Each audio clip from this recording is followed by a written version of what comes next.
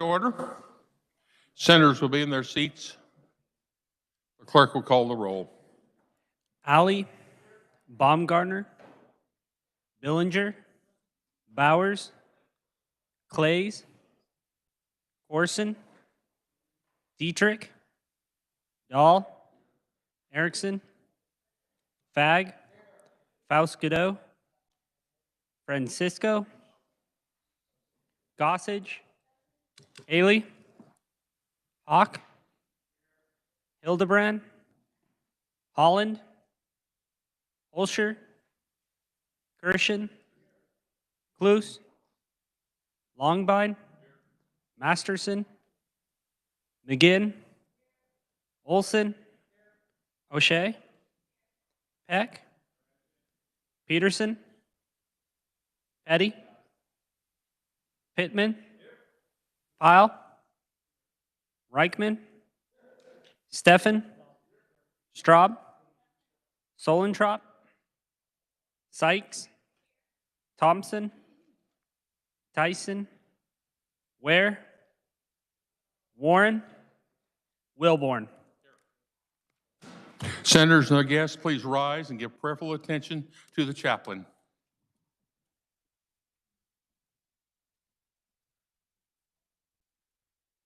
Would you please join me in prayer?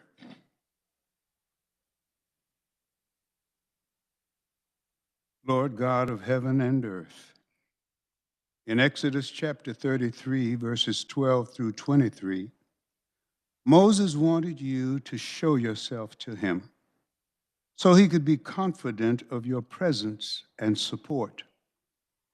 But you said if someone looked at your face in the fullness of your glory, they would die. Although no human eye can behold you in all your glory, in a supernatural way, you reveal that you are with us at this human level. You did show Moses your backside. You let him see just enough of your glory to be encouraged that you were with him. And Lord, that's the reassurance we need. From time to time, we need to see the backside of your glory. As we go forward in serving your people, we need the awareness of your presence. Keep showing us bits and pieces of your glory. Let us see enough of the back parts that by faith we can trust that you are with us. And don't let us become smug or self-satisfied, taking your presence for granted. When you do things for us and display your glory, let it be so that people will acknowledge you are doing it. Just make us vessels of your grace, manifesting your glory to people who might question, does God really exist? I thank you for the ongoing awareness that I have of your presence. In Jesus' name, amen. Please continue standing for the Pledge of Allegiance. I pledge allegiance to the flag of the United States of America and to the republic for which it stands, one nation, under God, indivisible, with liberty and justice for all.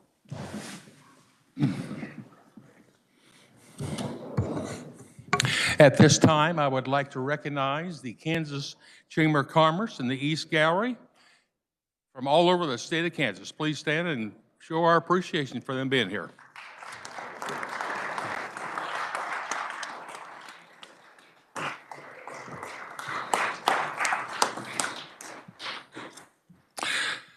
Please note reference of bills on page 1 of the calendar. Messages from the House, the clerk will read. Announcing passage of House Bill 2548, House Bill 2710.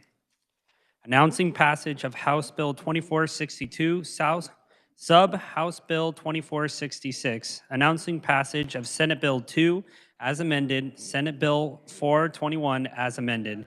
announcing passage of House Sub for Sub Senate Bill 286 as amended by House Sub for Sub Senate Bill 286. House Bill 2710, an act concerning alcoholic beverages. House Bill 2548, an act concerning information technology. House Bill 2462, an act concerning the Joint Committee on State Tribal Relations. House Bill 2466, an act concerning education.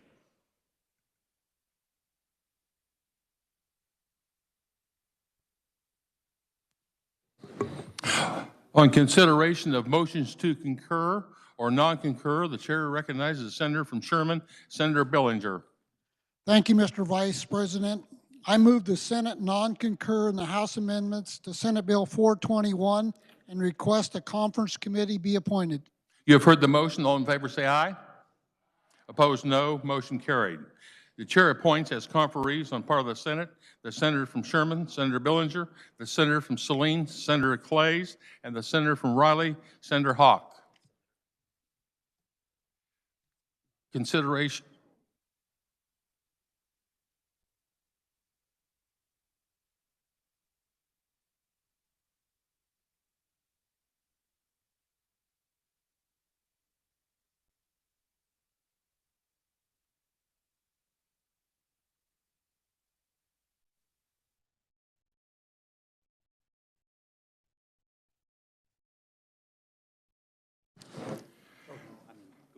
For recessing announcements. Are there announcements before recessing?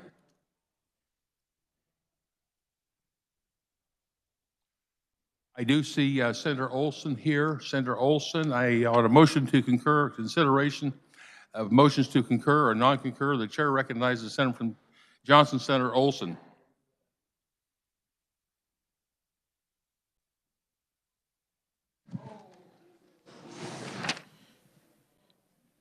Thank you, Mr. Vice President. I move the Senate non-concur in House amendments to Senate Bill 2 and request a conference committee be appointed. You have heard the motion. All those in favor say aye. Opposed, name sign. Motion carried. The chair appoints as conferees to the part of the Senate the senator from Johnson, Senator Olson, the senator from Cherokee, Senator Hildebrand, and the senator from Sedgwick, Senator Faust-Cadeau. Now, back to announcements. The senator from Cherokee, Senator Hildebrand. Thank you, Mr. Vice President. Tomorrow, weather permitting, at 7 a.m. in room 142 South, the Legislative Prayer Breakfast will have their weekly prayer breakfast. Hope to see you there. The chair recognizes the senator from Sherman, Senator Billinger. Thank you, Mr. Vice President. Just a heads up for the Senate Ways and Means, we do plan on working tomorrow, weather permitting, and there's a couple of bills that we need to deal with tomorrow, so thank you. Are there other announcements? Seeing none, the chair recognizes the senator from Cali, Senator Alley. Thank you, Mr. Vice President. The Republicans will caucus in room 548 upon recess, and I yield to the senator from Douglas, Senator Francisco. Chair recognizes the senator from Douglas, Senator Francisco. Thank you, Mr. Vice President. The Senate Democrats will caucus in room 287 North upon recess. I yield back to the senator from Cali. Senator from Cali, Senator Alley. Thank you, Mr. Vice President. I move the Senate recess to the sound of the gavel. You have heard the motion. All in favor say aye. Those opposed, no. The motion carried. The Senate is recessed.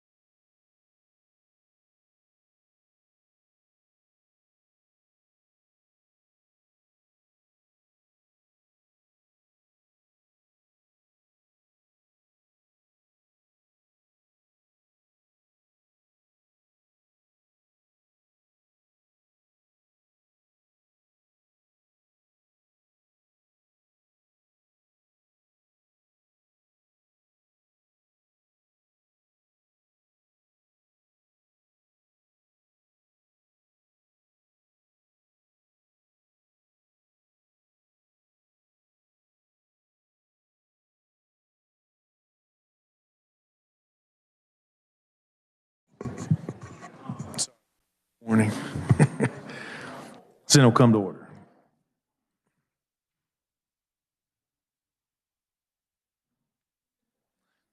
Chair recognizes the Majority Leader from Cali, Senator Alley.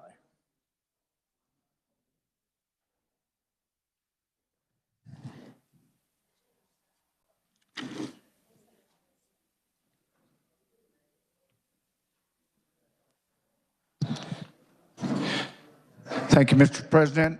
In compliance with Senate Rule 55, the appointments on page 2 of the calendar are ready for consideration. Are there any questions? Are there any questions on the appointments on page 2? Senator from Cherokee, Senator Hildebrand. Thank you, Mr. President.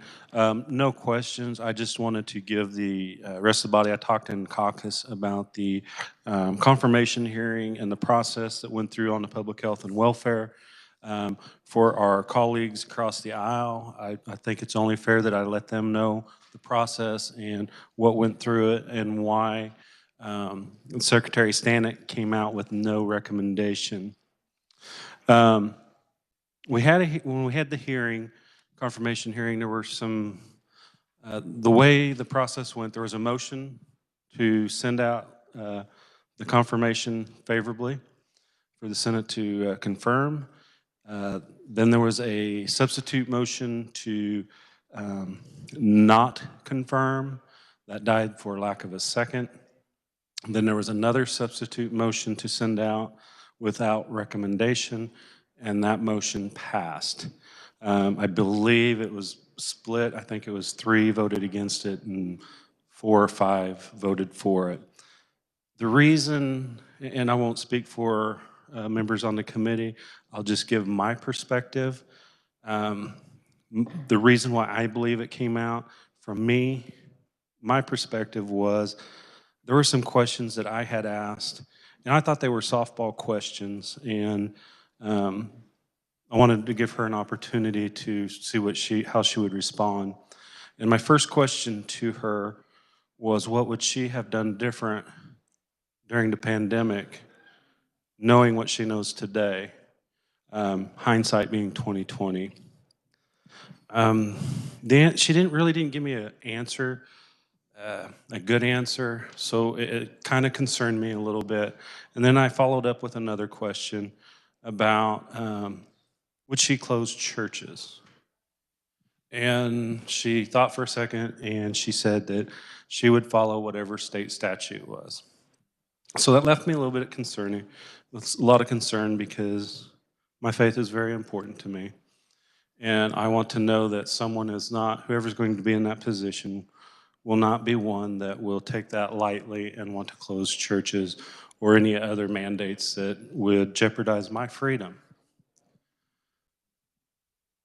After the hearing, I received an email from Secretary Stanek, and she gave a little bit of a clarification, quite a bit of clarification on what her answers were and why.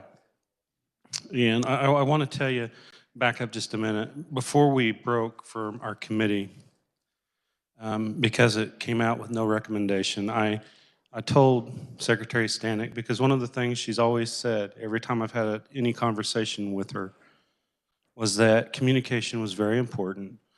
Working with legislators was very important to her. Having an open dialogue was very important. And that she takes that and makes decisions based off that. And before we left, I told her that, the committee had some concerns. She was able to see what those concerns were, and that I hope that she would reflect on that and move forward from that. So I got the email shortly after that, clarified her position. She said that she would not close churches, and it had some other things that she would work with clergy if there was an outbreak in a church to find out what the best needs for that individual church would be, that she would not be comfortable with doing a blanket across the state, anything on churches. Later, she reached out to me again, and I would tell the body, So far from my experience with Secretary Stanek, communication has been open. I do believe that she is sincere when she talks about wanting to have open communication with the legislative body and about getting information out. She has been very responsive on doing that whenever I have asked a question or asked for information. And I appreciate that because that's not the way it's always been. But she called and wanted to have another meeting with me. Last night after we got off the floor, we had a meeting. And we were talking about the confirmation. And so we had a good conversation. And I told her, I was honest with her. I said, Madam Secretary, if we were to vote tonight, my vote would probably be no. And her response to me was, I felt very appropriate. You know, she looked at me and said, well, I understand. I wish you would reconsider, but moving forward, if I am confirmed, I hope that we will not have any hard feelings and that we can work together as we move forward. Because I believe that a relationship with the legislature is very important, and especially with the committee members on public health and welfare. And then we talked a little bit more about her answers.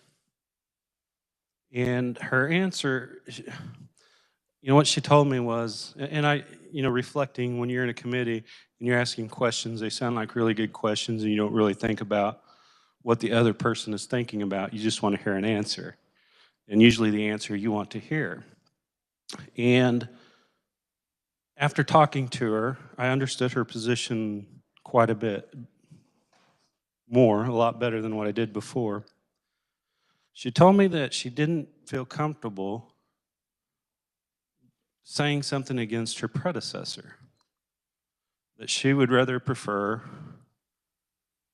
her comments to be hers on what she's going to do and not what her predecessor, what she thought her predecessor should have done. I thought that answer was very professional, honest. She could have given me several different lines to appease me, but she was honest with me.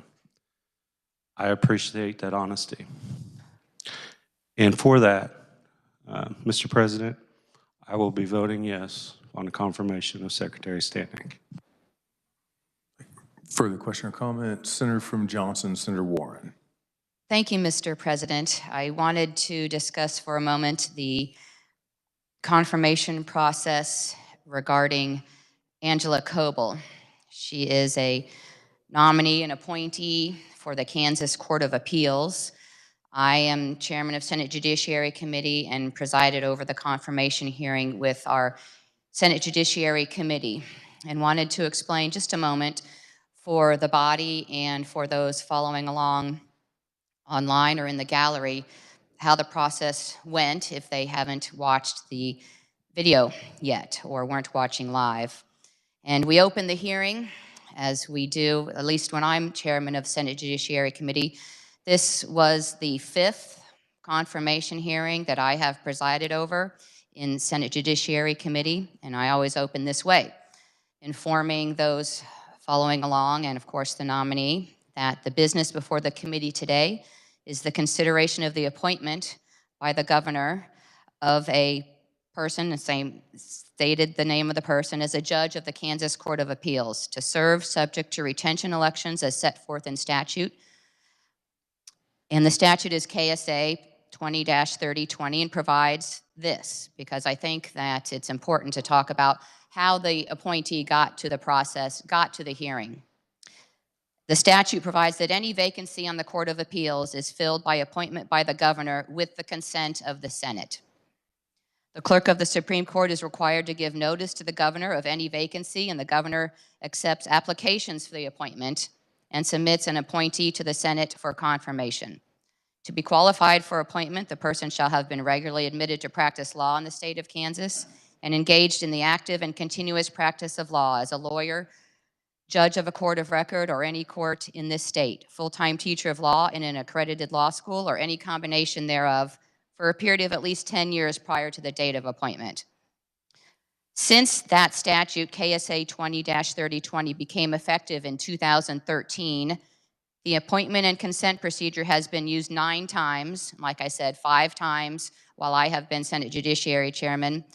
And the Senate Committee on Judiciary, like I said, has held now 9 hearings on appointees. And so, recognizing the importance of precedents in such historic matters, the committee conducts this hearing in the same manner as the prior hearings. And we go around the committee room as other committees do when they are seeking to confirm and have a confirmation hearing or not confirm in committee. The nominee, the appointee before us, Angela Coble, was very forthright in her answers. I appreciated as she goes from, if she is confirmed, to working for a magistrate judge in a federal district court situation to she would be elevated to the statewide office, if you will, of the Kansas Court of Appeals.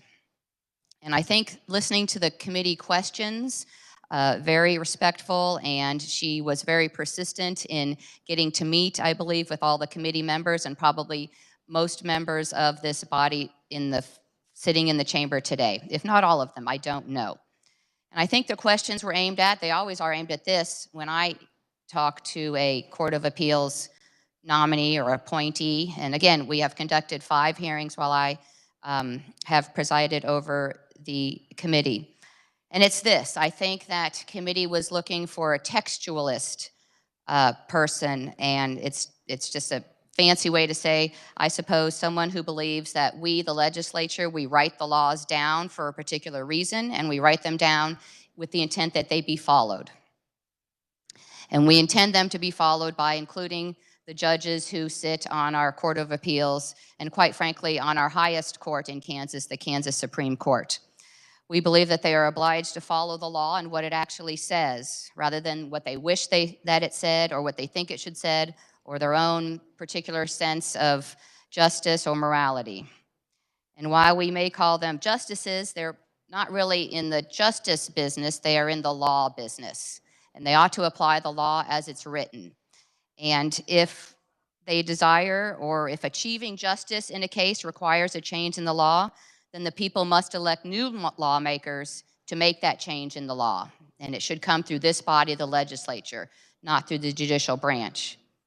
And when we have a system of government where judges follow the law as it is written, then we have the rule of law. And when we have judges who follow their own sensibilities and their own moral intuitions or their own feelings or their own sense of right or wrong, we have a judicial oligarchy. And through this confirmation process, we were able to talk with this particular nominee and to ask our questions, to learn, if she were confirmed, what she would bring to the bench. I think that committee did an upstanding job of doing that. And we know, quite frankly, that if Ms. Coble is confirmed, it will be a fine, upstanding example of we have a governor of one party and a majority chamber of another party, and yet this process works. We vet and we learn and we ask questions, and we, the elected representatives of the people, have an opportunity to determine who is going to be making decisions on our Court of Appeals. We have, quite frankly, other confirmation processes. We just heard for Secretary of Kansas Department of Health and Environment. However, we do not have this confirmation process for our Kansas Supreme Court justices. So I think people are sometimes surprised that we don't have any vetting process for our Kansas Supreme Court, and that is the current state of the law in Kansas. So with that said, none of us sitting here can vouch for any person's future service on the bench or otherwise, but from what we learned in committee, I am satisfied that Ms. Angela Coble is the type of person who has the breadth and depth of legal experience to serve in this position, and our committee voted to pass her out favorably for confirmation. And I believe the vote was if you can have more than unanimous, it would be that in this case, Mr. President. So thank you very much. Thank you. Further question or comment? Senator from Wyandotte, Senator Haley. Thank you, Mr. President. And just as the ranking member of the Senate Judiciary Committee, I'm just pleased to join the comments by and large of the chair, gentlelady from Johnson, Chair Warren, in this appointment for this jurist that will be with us, Angela Coble. As she detailed, it is important to watch the process as to how the names and the qualifications come to us. And the chairwoman of Judiciary spoke to the process, and I personally, as many of us know, do appreciate that she came to us by recommendation from those stakeholders from a commission that were able to evaluate the many applicants prior to giving names for selection to the governor, and that among the bevy, not by direct appointment, but by consideration, due consideration from across the board, selected was Ms. Coble to be perhaps the best that we could review, and now hopefully unanimously or beyond unanimously, if we have what has been suggested, support. So the process to me works better than direct appointments. That'll be a discussion for another day. But today I just wanted to say that this process, and each of us, many of us have had the opportunity to meet the nominee personally and to visit with her, is working quite well, most well. And I hope we all will, with unanimity, advance her to the court through this process. Thank you, Mr. President. Further question or comment? Seeing none, Chair recognizes Senator from Cali, Senator Alley. Thank you, Mr. President. I move the appointments. We will hold for final action. We are now ready for final action. On this roll call, we will take the following: the appointments on page 2, Stanek and Coble, and the bills on page 3, Senate substitute for House Bill 2057, House Bill 2231, Senate substitute for House Bill 2279. The clerk will read the titles and the names. Secretary, Department of Health and Environment, Janet Stanek. Judge, Kansas Court of Appeals, Angela Coble. Senate Sub, House Bill 2057, an act concerning housing. House Bill 2231, an act concerning crimes, punishment, and criminal procedures. Senate Sub, House Bill 2279, an act concerning health professions and practices.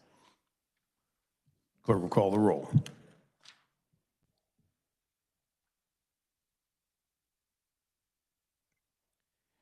Alley. Baumgartner.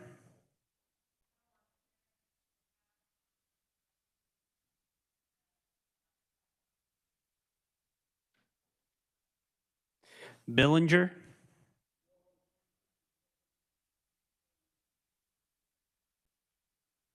Bowers.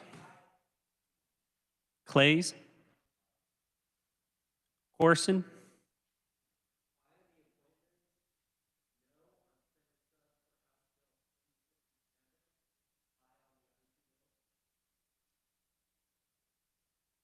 Dietrich.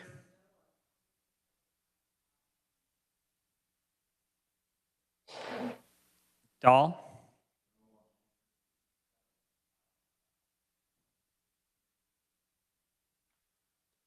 Erickson. Fag. Faust Godot. Francisco. Gossage. Haley. Hawk.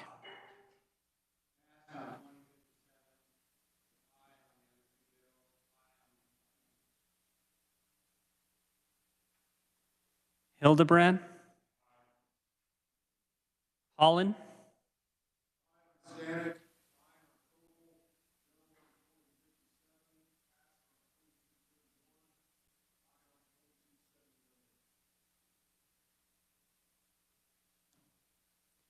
Olsher,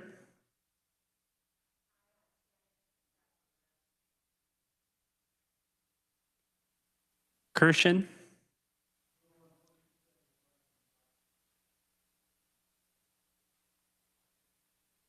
Cluse, Longbine,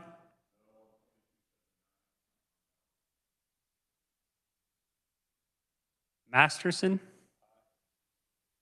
McGinn, Olson, O'Shea, Peck, Peterson, Petty, Pittman,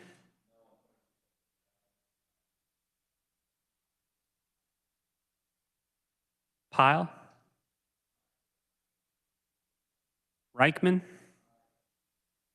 Steffen,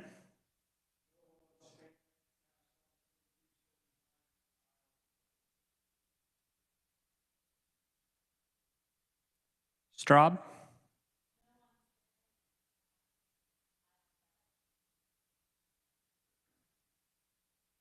Solentrop,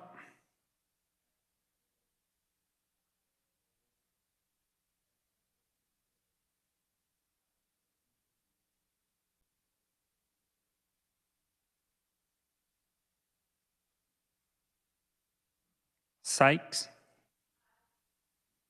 Thompson,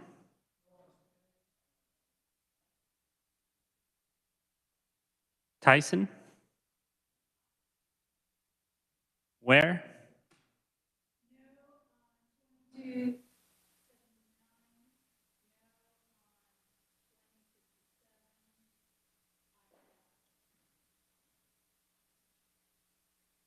Warren,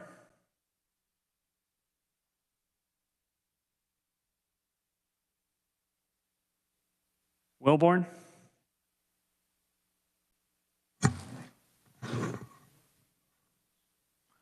Has every senator had an opportunity to vote?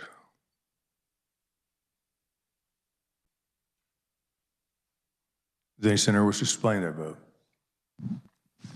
Senator from Cloud, Senator Bowers. Thank you, Mr. President. I vote in favor of 2279 to provide another option for my constituents to receive medical assistance. Many areas of our district are rural and access to medical assistance is limited. Over the past few years, the stress on our medical professions has been enormous. APRNs in my district have been part of the solution to our medical needs in rural Kansas for many years. We're fortunate to have dedicated medical professionals at all levels who have tirelessly cared for our friends and family. The bill provides some flexibility to advance practice for registered nurses to prescribe drugs, require them to carry malpractice insurance, and make other changes. It is my understanding that nothing in the language expands the scope of practice of APRNs or authorizes an APRN to practice medicine or surgery. And if these doubts remain, we can continue to discuss this in the conference committee process. Thank you, Mr. President. Further explanation? Senator from Barton, Senator Straub. Thank you, Mr. President. I vote no on the appointment for the Secretary of the Department of Health and Environment, Janet Stanek, not for any personal reason or for any qualifications, but for the sole reason of that our statutes allow for an unelected government official to quarantine or even seize our children from our own homes. Until we correct Chapter 65, I would vote no on no matter who it was. Thank you. Further explanation of vote? Senator from Wyandotte, Senator Petty. Thank you for the point out, Senator from Finney. Thank you, Mr. President. With the current strain on the healthcare system, it is more important than ever to allow highly trained medical professionals to practice to the full scope for which they are trained and certified to ensure quality access to care for Kansans. Senate Bill 454 helps Kansas become the 25th state to address our healthcare needs. I vote yes. Senator from Sedgwick, Senator McGinn.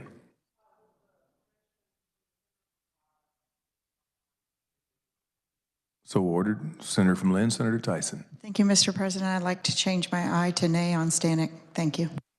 So ordered. Further explanation or changes? Senator from Johnson, I know she walked in late and Senator Johnson, Senator Holscher. Thank you, Mr. Chair. I would like to change my vote on a couple of bills as well as offer explanation on two of them. Very good. I vote no on 2057, no on 2279, yes on 2231, and yes on the confirmations or the appointments. You also had explanation? Yes. No. Please proceed. Thank you. I vote no on sub for HB 2057. While I appreciate the spirit of the bill in terms of concerns with rental property, et cetera, I do have several concerns with the wording of the bill. Mainly, there's opposition testimony that raises some very important issues, including the criminalizing of disability. Additionally, there's additional testimony that was supplied after the hearing, which causes a few concerns in regard to some of the provisions in the bill. I vote no, and I encourage the body to do the same. And on 2279, I vote no. While I appreciate the spirit of this bill and recognize there are shortages in the area of healthcare professionals, I imagine we will get to a point where something like this has to happen, but right now, I still am concerned with some of the wording in the bill, so I vote no. Thank you. Senator Wyandotte, are you seeking recognition again? Thank you, Mr. President. I actually said the wrong number of the bill in my explanation of vote. It's actually sub for Senate HB 2279. Thank you for that correction. Any further explanation? Changes? Senator from Wyandotte, Senator Haley. Not a change or explanation, just inquiring as to the chair and the vice chair. They weren't in the chamber. I know they work very hard on much of this, of judiciary, and just kind of see if the role might be held open, if that is their desire. Bennett, one has a speaking engagement. I think they actually voted and said they were fine to close the roll. So. Thank you. I'm just looking at. Clerk will close the roll and tally the vote.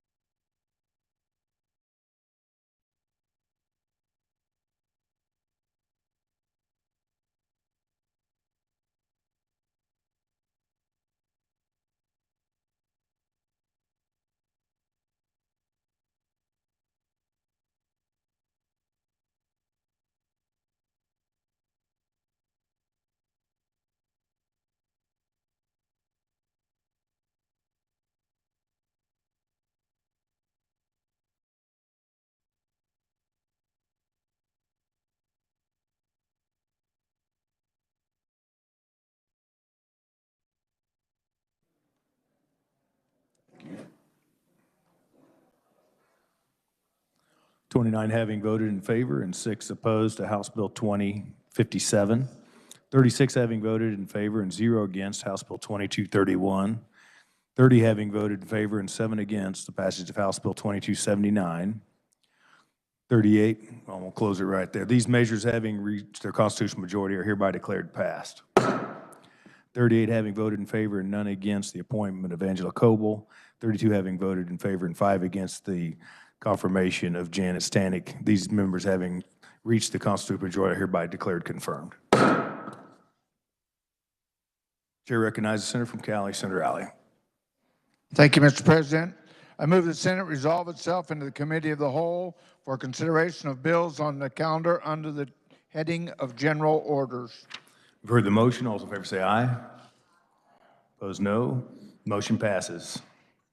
Chair appoints the Senator from Sedgwick, Senator McGinn, to chair the Committee of the Whole.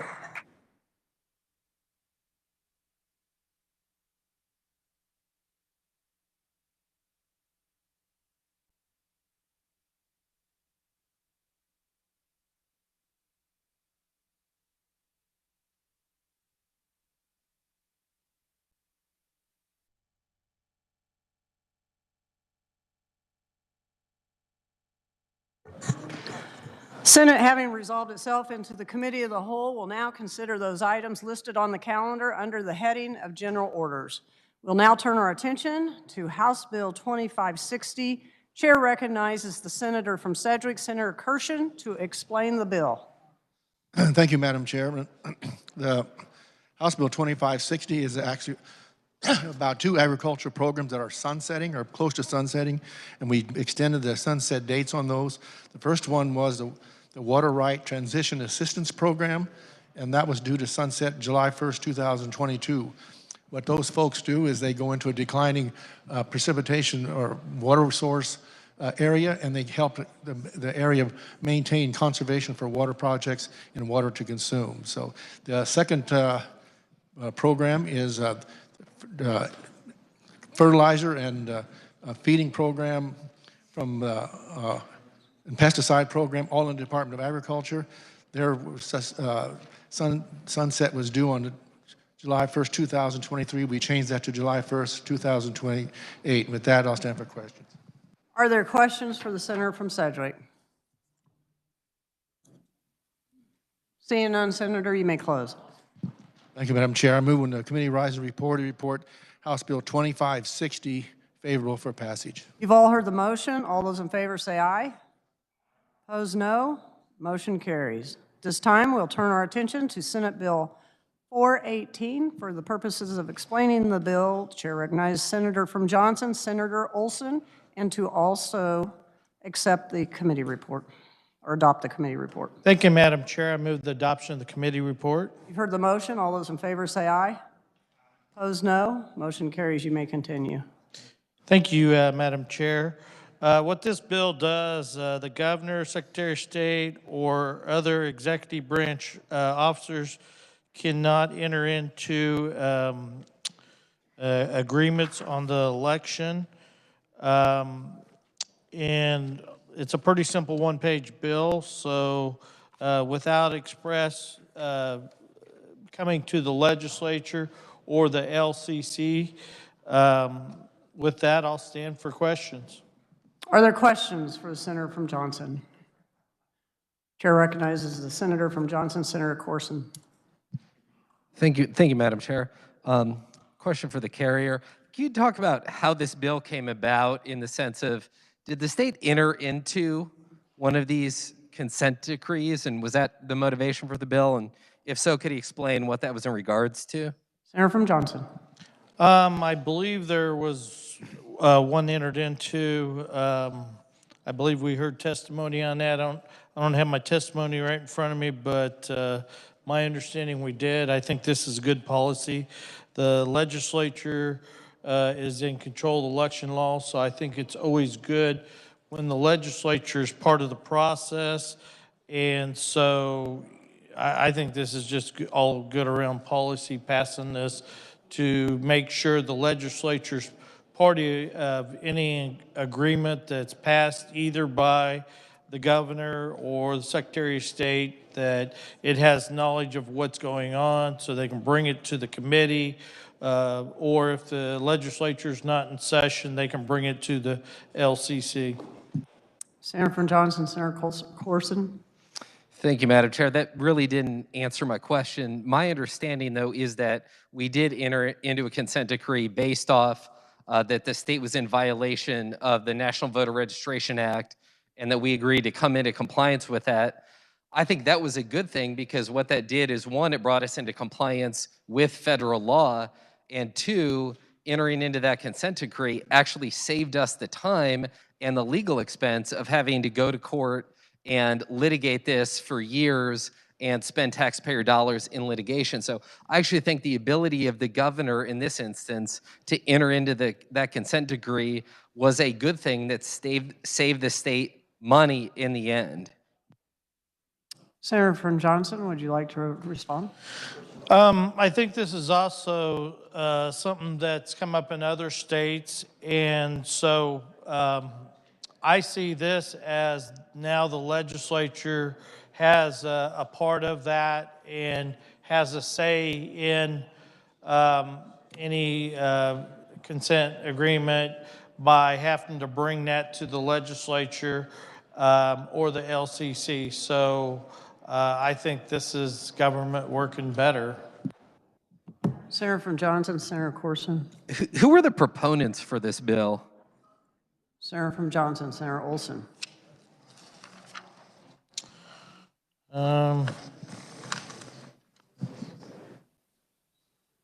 Opportunity Solution Project was one of them. I don't have my notes who actually were the proponents, and then I believe there was one written opponent. There was only two people that testified on this bill. One was a written, and then there was a proponent.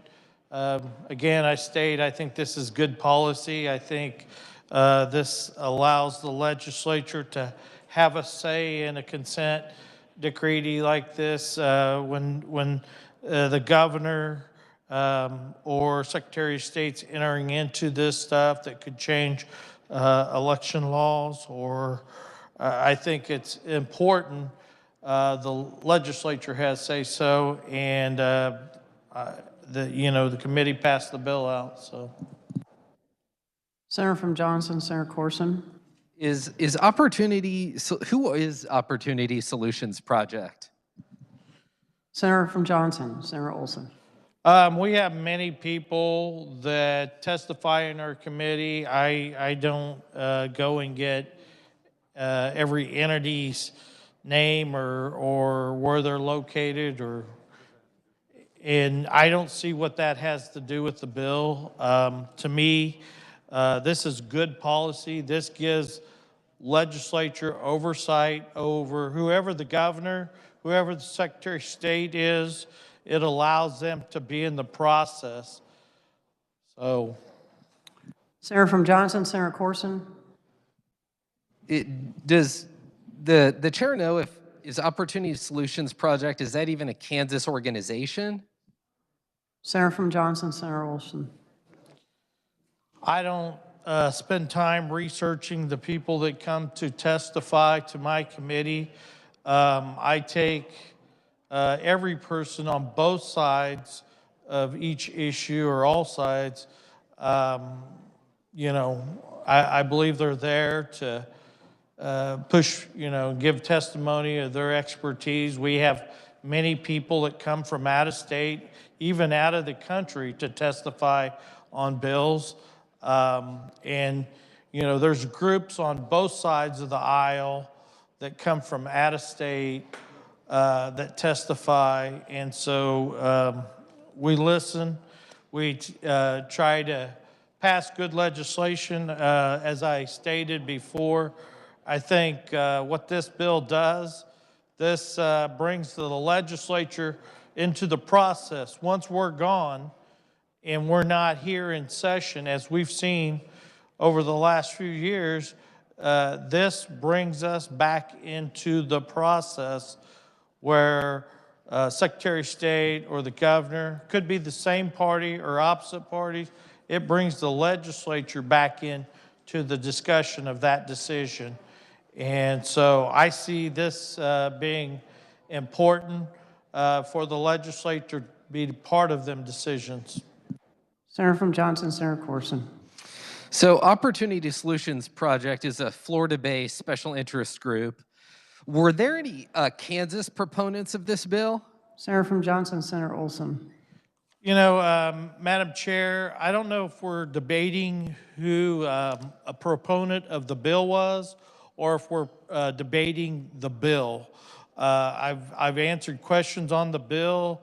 I'm not going to go and debate every proponent that come and testified before me in all the committees I've been. I've had a lot of committees where people from out of state, out of the country, or in state that have testified, and I don't know that that's been a requirement to research where each person comes from to testify. If he wants to ask me a question about this bill and what it does or how it works, I'm more than willing to answer, but I'm not here to destroy someone's credibility or increase it in any way. I take every person that comes into my committee, you know, with what they said, trying to say the most positive thing or what the bill does.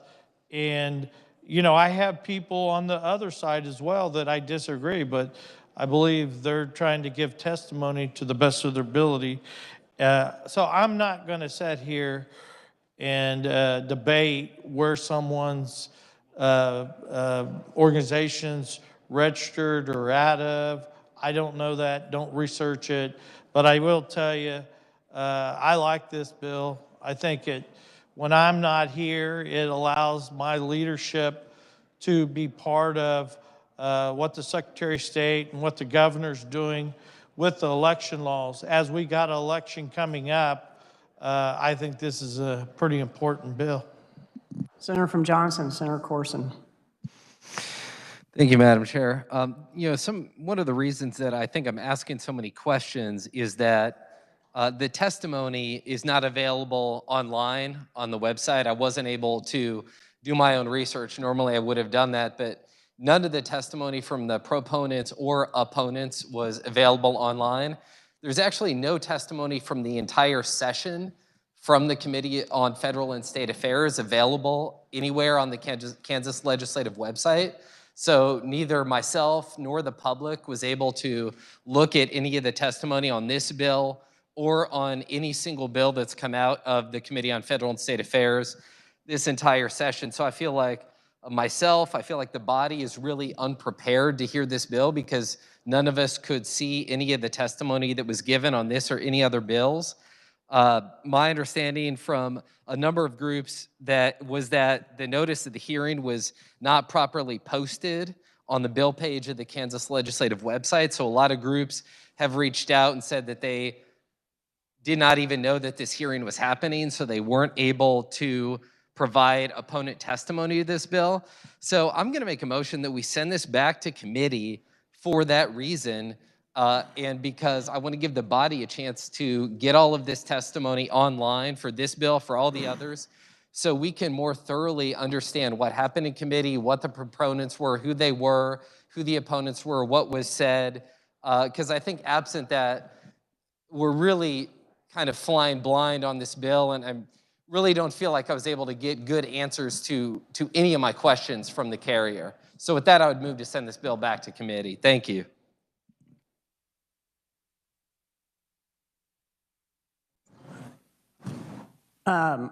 The motion is in order to send the bill back to committee, and it is debatable. Chair recognizes Senator Olson. Did you want to respond, or would you allow? You know, the posting, we do it every Wednesday. I believe it was posted as normal. There's times we do updates on our schedule. But I mean, everything's done through the Secretary of the Senate on our calendar posting. I'm not aware of any problems. There was multiple people that testified on other bills that day. So I don't know. I mean, I think this is a simple bill. It explains itself. So I'm going to object to sending this back to committee. I'm guessing, I'm not even going to guess. I'm going to allow other members to chime in. Chair recognizes the senator from Cherokee, Senator Hildebrand. Thank you, Madam Chair. I do not support this motion to send this back to committee. I'm on the Fed and State Committee. We had a hearing. For those of you that are not aware, all committee meetings are online. You can go back to the date of the hearing, and you can either view it and watch it on YouTube, or you can listen to the whole entire committee process. If you're unable to find the written testimony, you can always contact the CAs. Those names are listed on the website. They will be more than happy to provide that information for you. And on the motion, I'm going to divert just a little bit. The red herring about who testifies and where they're from, the opponents of this bill were also, many of them, out-of-state opponents. Nobody on the committee questioned their ability to testify. nor should we. We should never try to make someone justify where they live or where that. If someone wants to testify on a bill that we are having a hearing in this state capitol, it's the people's house. And if they are experts in a field, if they are out of state, the people have a right to listen to whoever it is from wherever they're from. Thank you, Madam Chair. Senator from Johnson, do you wish to respond, Senator Corson? Just briefly, Madam Chair, thank you. We just, correct some of the statements that were just made. We didn't find out that this bill was above the line until, I don't remember, 7, 8 o'clock last night. The committee assistants obviously were not working at that hour. I've been in committee hearings since 9:30 this morning till the time that we came onto the floor. So, was not, again, able to do that preparation. I think it's a lot to ask to say that we should be calling committee assistants, at all hours. I think, frankly, the testimony should be available to me and to the public on the website. The written testimony is important. Again, I would note it's not just a one-time thing. There's literally no testimony for this committee for the entire session anywhere on the website for any of the public or members to look at. I don't think we've done diligence. The organizations that reached out to me about not being able to testify were not out-of-state organizations. The ACLU of Kansas is obviously a Kansas organization. Loud Light is a Kansas organization. And so we did have in-state opponents who weren't able to testify because we did not give proper notice. I haven't been able to get questions answered. I haven't been able to read the testimony. Neither is any member of this body. I think we're not doing our homework if we don't send this back to committee, get this stuff on the website. Maybe we need to have another hearing and allow these opponents to provide their testimony. But I think we've short-circuited the process and we're not doing the people of Kansas justice with our work, at least with this particular bill. So I do think we need to send this back to committee. Thank you. Any other questions to send the bill back to committee? Senator from Johnson, Senator Olson. Just want to note it come out, I believe, I was just told 6:24 last night. I mean, we get notifications all the time later than that. I mean, this is a process we're all pretty much aware of now that it moves pretty quick. And so I think we actually have done a pretty good job of holding the hearings and taking the time to work the process. So I've seen bills introduced and heard the same day and worked. My committee's never done that. I mean, a lot of times we have hearings and they sit there for a week or two before we work them. But I just ask the body not to support this motion. Let's move forward. Other questions to send the bill back to committee? Seeing none, Senator, you may make your close. I'd move to send this back to committee. I, again, think that's a pretty high standard to set to say that we're going to expect members at 6:30 at night to start tracking down committee assistants to get testimony for bills so they can be prepared for the next day. I think the people of Kansas deserve better. I don't think we're prepared. I haven't been able to get a single one of my questions answered to my satisfaction, and I view these as very straightforward questions. I think we need to do more work on this. Thank you, Madam Chair. I would move to send this back to committee. You've all heard the motion. All those in favor say aye. Aye. Opposed, no? No. Noes appear to have it. We're back on the bill. Any other questions for the Senator from Johnson, Senator Olson?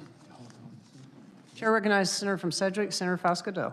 Thank you, Madam Chair. Just for clarification, for those listening in to our debate here on the Senate floor, I know sometimes they get a little confused when we go to different matters, but if the carrier of the bill, the chairman of the Senate Federal and State Affairs Committee, could share again current law.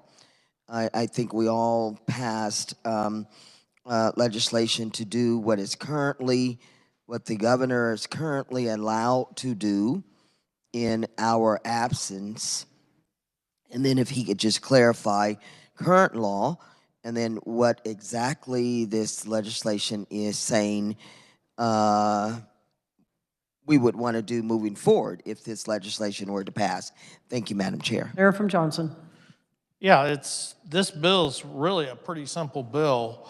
Right now, the governor, executive branch, secretary of state can enter into agreements without the legislature's express consent. And what this bill would do would stop that from happening on elections.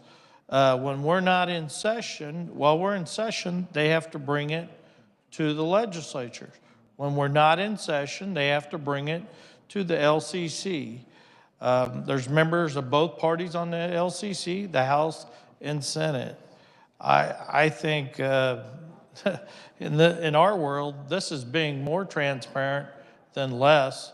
I haven't seen too many things that's needed done in this state not done.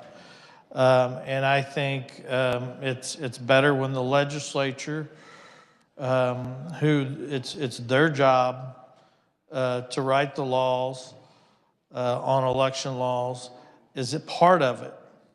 So the way I see it, this bill actually includes the legislature in the decision, or the LCC, who is a representative of the legislature. I don't know if that helps you or not. Chair from Sedgwick.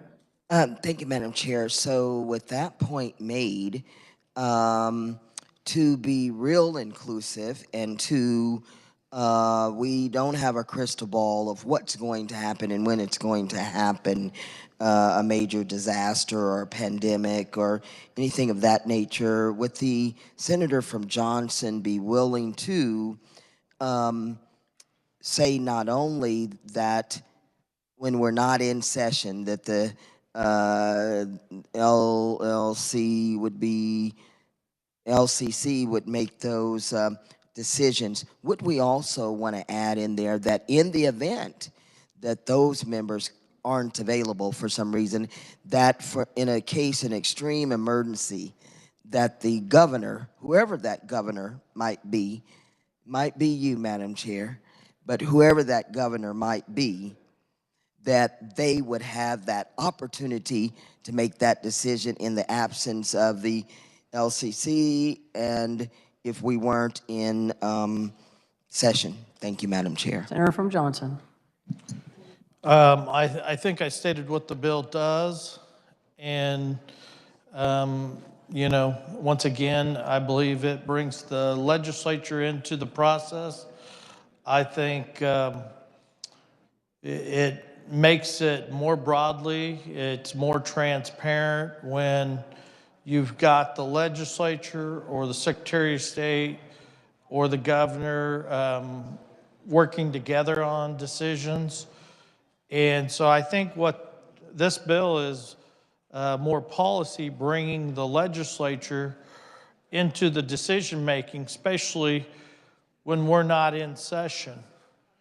And I think the pandemic shows how important that is to have that in statute, to be able to answer these emergencies quick as possible. And the LCC shown it can get together quick and make quick decisions. And I trust my leaders to do the right thing. So I think I've expressed myself on this bill a few times. Other questions for the senator from Johnson? Seeing none, Senator, you may close. Seeing none, you may close. Thank you, Madam Chairman. I move when the committee rises from reports, it reports Senate Bill 418 favorable for passage. You've all heard the motion. All those in favor say aye. Aye. Opposed, no. Motion carries. At this time, Chair turns their attention to Senate Bill 439 and purpose of explaining the vote. Recognizes Senator from Cherokee, Senator Hildebrand. Thank you, Madam Chair. Senate Bill 439 is a bill that was brought to us by the Secretary of State. This bill would require that an election officer send out a voter verification card once a registered voter had missed an election cycle of the gubernatorial and federal election cycle. A card would be mailed out. If that card, currently the way the bill is written, and I do have an amendment after I explain the bill that will clarify this a little correct error in this. But so currently the way the bill is written, the voter verification card would be mailed out. If that is not returned or is sent back as non-deliverable or no such person at this address or anything else like that, it would start the clock for someone to be removed from the voter rolls. And for them to be removed from the voter rolls, then they would not be able to vote, or they would not vote in the next 4 years or next to the gubernatorial and the federal election cycle. If someone did not get that card and they were put on that time clock, if they did come in and vote in that time, that takes them off of that. And Madam Chair, with that, I do have an amendment, and I did turn it in, and it is SB 439. Okay, let's, Oops, sorry, 3581. all right, let's get it handed out.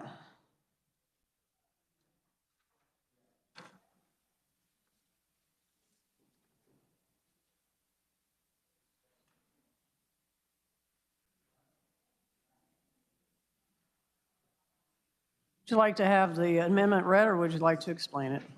Madam Chair, I would like to explain it, if I could please. You may continue. Thank you. What this amendment does, on page 2, starting with lines 21 through 27, that is going to be moved up to line 7, in between line 7 and line 8, renumbered to number 4, and then that part will be stricken after it's moved, it will be stricken. So it's inserted in between line 7 and 8 and stricken in line 21 through 25. And what this does is it says that, because there was some concern when we were hearing the bill, that it should have been that if a card is mailed out, if it's not returned, then it would not start the clock. You would not be put on that list. So this would correct that, and then the reason for it being moved up, it was just put in the wrong place of when that would start.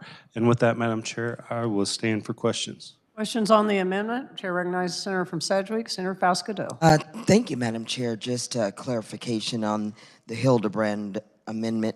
So once that card is, so that they haven't voted for that full calendar year during that election, so then the card is mailed out. So when you speak of returning, if that card is not returned, do you mean they need to sign something and return the card saying, I want to exercise my right to vote, but I just didn't feel like voting in those last elections. I didn't like the candidates, and I just didn't vote, but I don't want to be removed from the ballot. So do they need to mail you back a card indicating they're still alive and a registered a citizen of Kansas? Or, Madam Chair, do you mean if that card was undeliverable to that last known address and it comes back to you, well, not to you, but to the Secretary of State's office or the election office? So can you clarify when you talk about the card coming back? Is it undeliverable, or do you want the card to come back with them saying, hey, I'm still here? Clarify, please. Thank you, Madam Chair. Senator from Cherokee. Thank you, Madam Chair, and thank you to the good senator from Sedgwick for that question. Just to clarify it, so a card cannot be mailed out on 1 year of elections. It has to be the 4-year. So once that 4-year time is up, and if you have not voted in those elections anytime, then that card will be mailed out to you. If you're like me and you see a little blue card and you think, it's nothing, and throw it away, and you don't send it back, with this amendment, you're still not put on the clock. Nothing happens. Nothing changes. The only way you are put on that clock is if that card comes back as either undeliverable, that person has moved, or something similar. Chair recognizes the senator from Leavenworth, Senator Pittman. I'm just standing in support of this amendment. I think it makes the underlying bill better. Thank you, Mr. Chair. Other questions on the amendment? Seeing none, Senator, you may close. Thank you, Madam Chair. I move my amendment. You've all heard the motion. All those in favor say aye. Opposed, no. Motion carries. We're back on the bill. Other questions for the senator from Cherokee? Seeing none, Senator, you may close. Thank you, Madam Chair. I move that when the committee rises and reports, it reports Senate Bill 439 favorably for passage. You've all heard the motion. All those in favor say aye. Opposed, no. Motion carries. At this time, we'll turn our attention to Senate Bill 523. For the purpose of explaining the bill, Chair recognizes the senator from Sherman, Senator Billinger, and to adopt the committee report.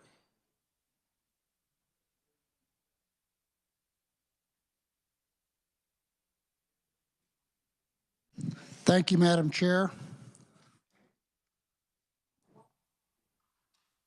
Would you like to move adoption of the committee report? Yes, I move that we adopt the committee report. You've all heard the motion. All those in favor say aye. Opposed, no. You may continue. Thank you, Madam Chair. This bill here puts $1 billion with a B into capers. It's all from SGF. The plan is to put $300 million upon the effective date of the act, another $300 million June 1st of 2022. So that's $600 million that goes in this year in fiscal year 2022. Then come October of 2022, which would be into fiscal year 23, another $200 million would be put into capers with the approval of the State Finance Council. Then in January of 2023, another $200 million would go in with the approval of the State Finance Council. The reason we're doing this is so the State Finance Council will be able to look at what is going on in the economy, whether our revenues continue to come in, what's going on at the stock market and the economy. So it's makes it an option on the last $400 million. If everything is going good, the revenues are good, and the State Finance Council approves it, it'll go in. What this does, this lowers our unfunded liability from $4.43 billion to $3.41 billion. It also lowers our funded ratio, or it raises our funded ratio from 77.4 to 80.2 in fiscal year 2022. In 2023, it would raise our ratio from 80.4% to 84.9%. In fiscal year 2023, the employer's contribution rate is reduced from 13.11% to 12.22%, saving $45.8 million. In fiscal year 2024, the employer contribution rate is reduced from 12.57% to 11.08%, which saves us $78.5 million. The savings total over the first 5 years amount to $422 million.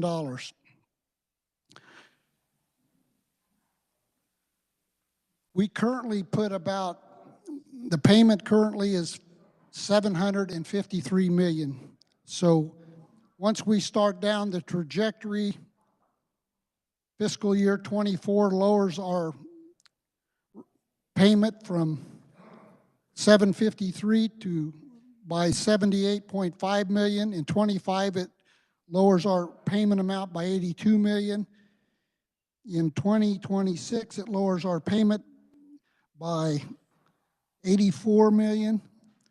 And in fiscal year 27, it lowers it by 87 million. And in fiscal year 28, it lowers it $90 million. So, Madam Chair, with that, I stand for questions. Questions for the senator from Sherman. Chair recognizes Senator from, thank you, Riley, Senator Hawk. It is the life of Riley and Riley. Thank you, Madam Chair. I was not able to vote for this bill in committee. And one of the reasons, I have several reasons I'll share with the body, so you can struggle with this as I have. This is a $1 billion expense, and we have passed some tax bills this year. We're getting the budget ready. We do have a healthy surplus projected, but this is a very interesting time. We have a war going on across the world in Ukraine. It looks a little dicey for our economy. And when we put $1 billion in here, that's some money that we don't have available for perhaps some other kinds of things that may be a higher priority. And I would have preferred that we waited on this particular bill and solution, if it's needed, until omnibus. And looking at whether we need this, it wasn't too many years ago, we were at 56% of unfunded actuarial liability in CAPERS. So we had a real problem. And the best information we had is we really wanted to get up to 80% to have some breathing room. There's some debate about whether that 80% actually keeps us at a level that is healthy for us, and I think it does. You always want to have a goal to get that higher than that 80%. And as a matter of fact, with the layering payment that we passed, we put $253.8 million into CAPERS to pay off the layering payments that we had not made before to cover the 2017 and 19 skipped payments. That saved us money in our general fund. This would also. But if we stay on the path we're on, that gets us up to about that 80% level in a year. One of the advantages of making the layering payments was that gave us 100% state general fund cushion in our own budget. This payment of $1 billion only gives us 85%, yet we have to pay this 100% out of our state general fund. It actually only pulls us forward from where we would have been by 2 years. So, I mentioned we have a host of spending priorities. We've already done some of those. You'll see some of those in the budget, I suspect, next week when we work the budget. We could have other changes that occur depending on what the assumed rate of return is. Right now, I think the CAPERS board is assuming that at 7.75%. One of the expenditures that I think is hopefully near and dear to all of us is doing something to help all taxpayers, and that's the food sales tax. That's out there. We have another proposal to give a $250 rebate on income tax. We've already made the commitment, as I said before, of the over $250 million to CAPERS. None of our people who are in CAPERS have any reason to worry about us making their payment. So I wished we would have saved this. As I said, a very large $1 billion hit on our budget, and it doesn't particularly put us in a significantly healthier position in CAPERS at this time. So I hope you'll all think about that as you contemplate whether or not this is the right time to make this decision. Thank you, Other Madam Chair. questions for the senator from Sherman? Chair recognizes Senator from Wyandotte, Senator Petty. Thank you, Madam Chair. I have an amendment coming on SB 523 and it hasn't arrived yet, so I ask that we pass this over. We'll pass over when we run out of things to say. So this time, Chair recognizes Senator from Sedgwick, Senator Solentrop. We're waiting on an amendment, and you were standing, so I'm recognize you. Senator Solentrop. Thank you, Madam Chair. When we talk about priorities, I think we've got to give consideration to the cost of some of those priorities. There's a proposal to give $250 back per person for income tax refunds or whatever you want to call it. It's $460 million. We are paying 7.75% on the unfunded liability portion of CAPERS today. We don't have to pay the $250 back per person. That's going to go a long ways to pay the $600 million into CAPERS to get it in a position of further funding. The additional 400 is a decision to be made at a later date, depending upon our finances, to get us even further down the road to solidify that unfunded obligation that we have. So this is a prudent bill. This is the right thing to do at the right time. I'm fully in support of it. Thank you. Are there other questions at this time for the senator from Sherman? I don't see any. Senator from Wyandotte, could you give us a status on your amendment? Do you have any idea of the time? It has arrived? All right, we'll give it to, Chair recognizes Senator from Butler, Senator Bagg. Thank you, Madam Chair. I rise in support of SB 523. I think that this is one of the most important bills this session to be fiscal responsible. As we all know, there was years that went on that we didn't fund CAPERS program appropriately. And as we go this year and have this extra money, this is borrowed federal money that can be more of a one-time thing. I think we're kind of in a balloon at this point. It will be interesting as we level out.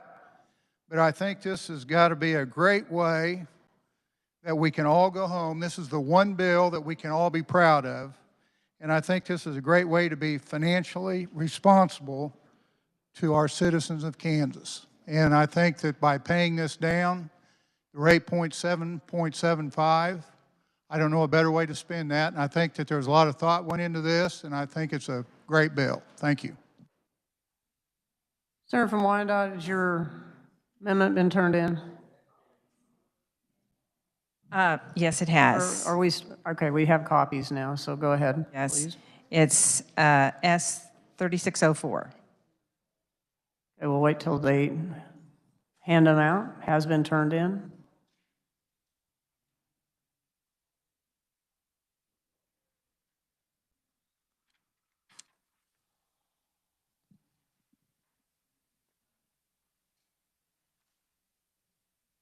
Would you like to explain your bill or amendment, or would you like to have it read? I'll be glad to explain it. Please continue. Thank you. I'm sure that many in this body have received over the last year or more letters and emails and texts from their constituents who are CAPERS retirees and are asking for a COLA. We know that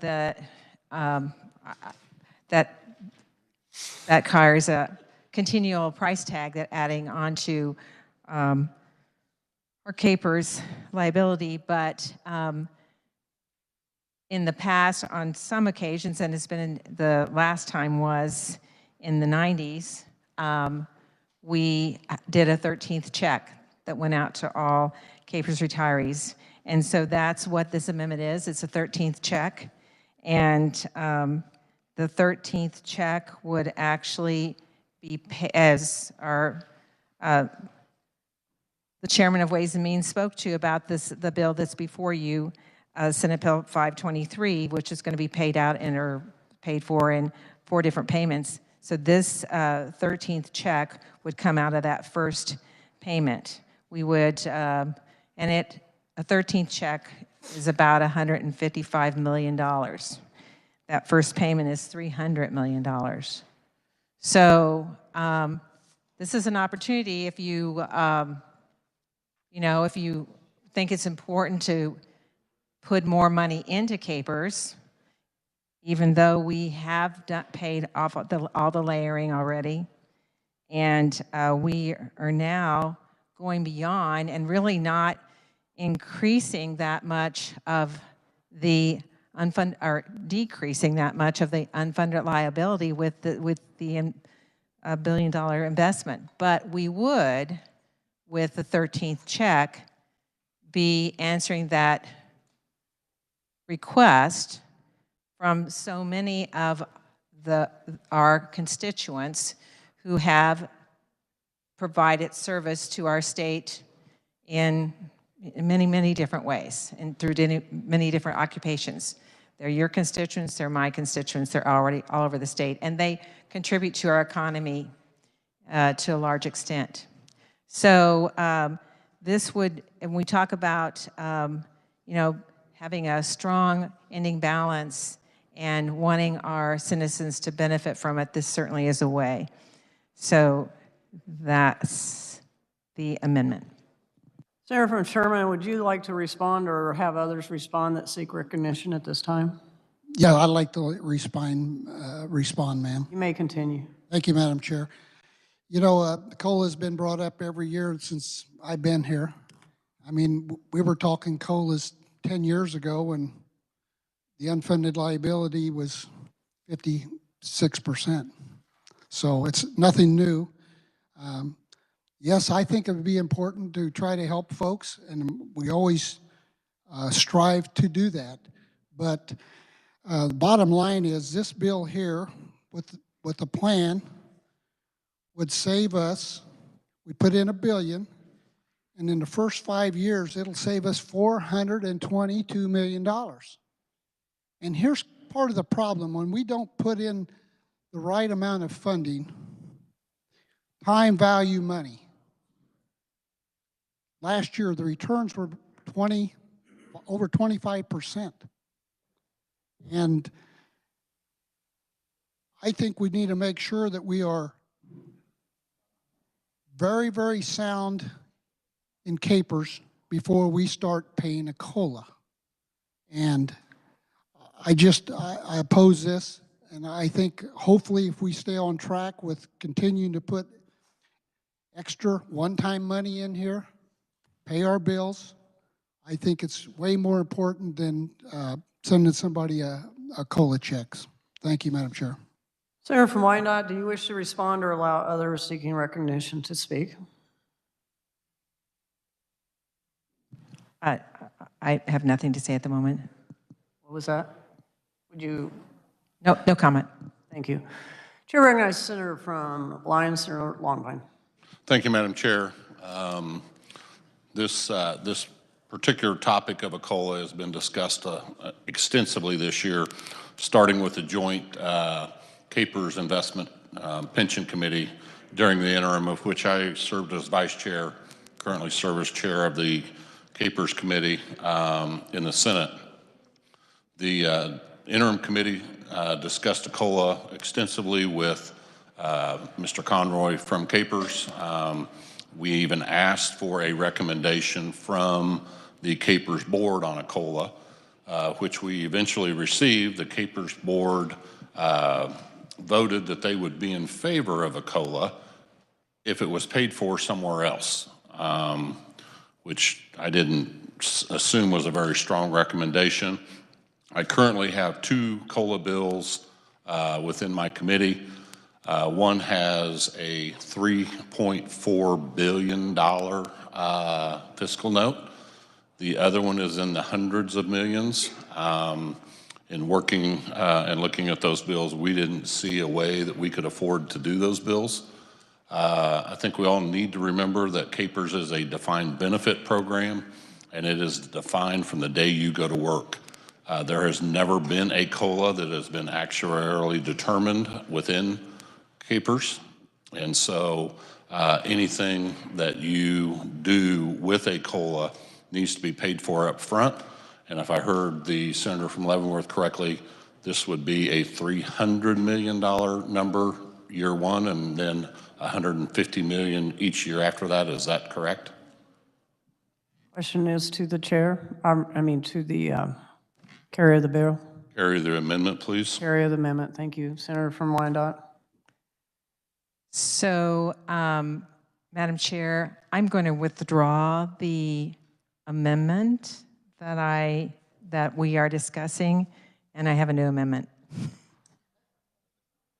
It was a clerical error, and so I have a new amendment.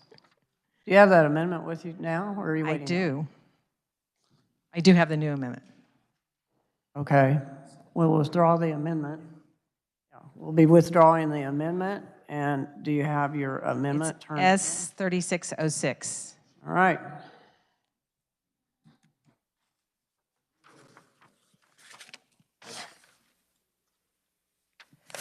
And I apologize to the body. It's not going to look that different, but as an answer to the question that was just raised by the senator from Lyon, this is a COLA, not, I mean, this is a 13th check, a one-time 13th check.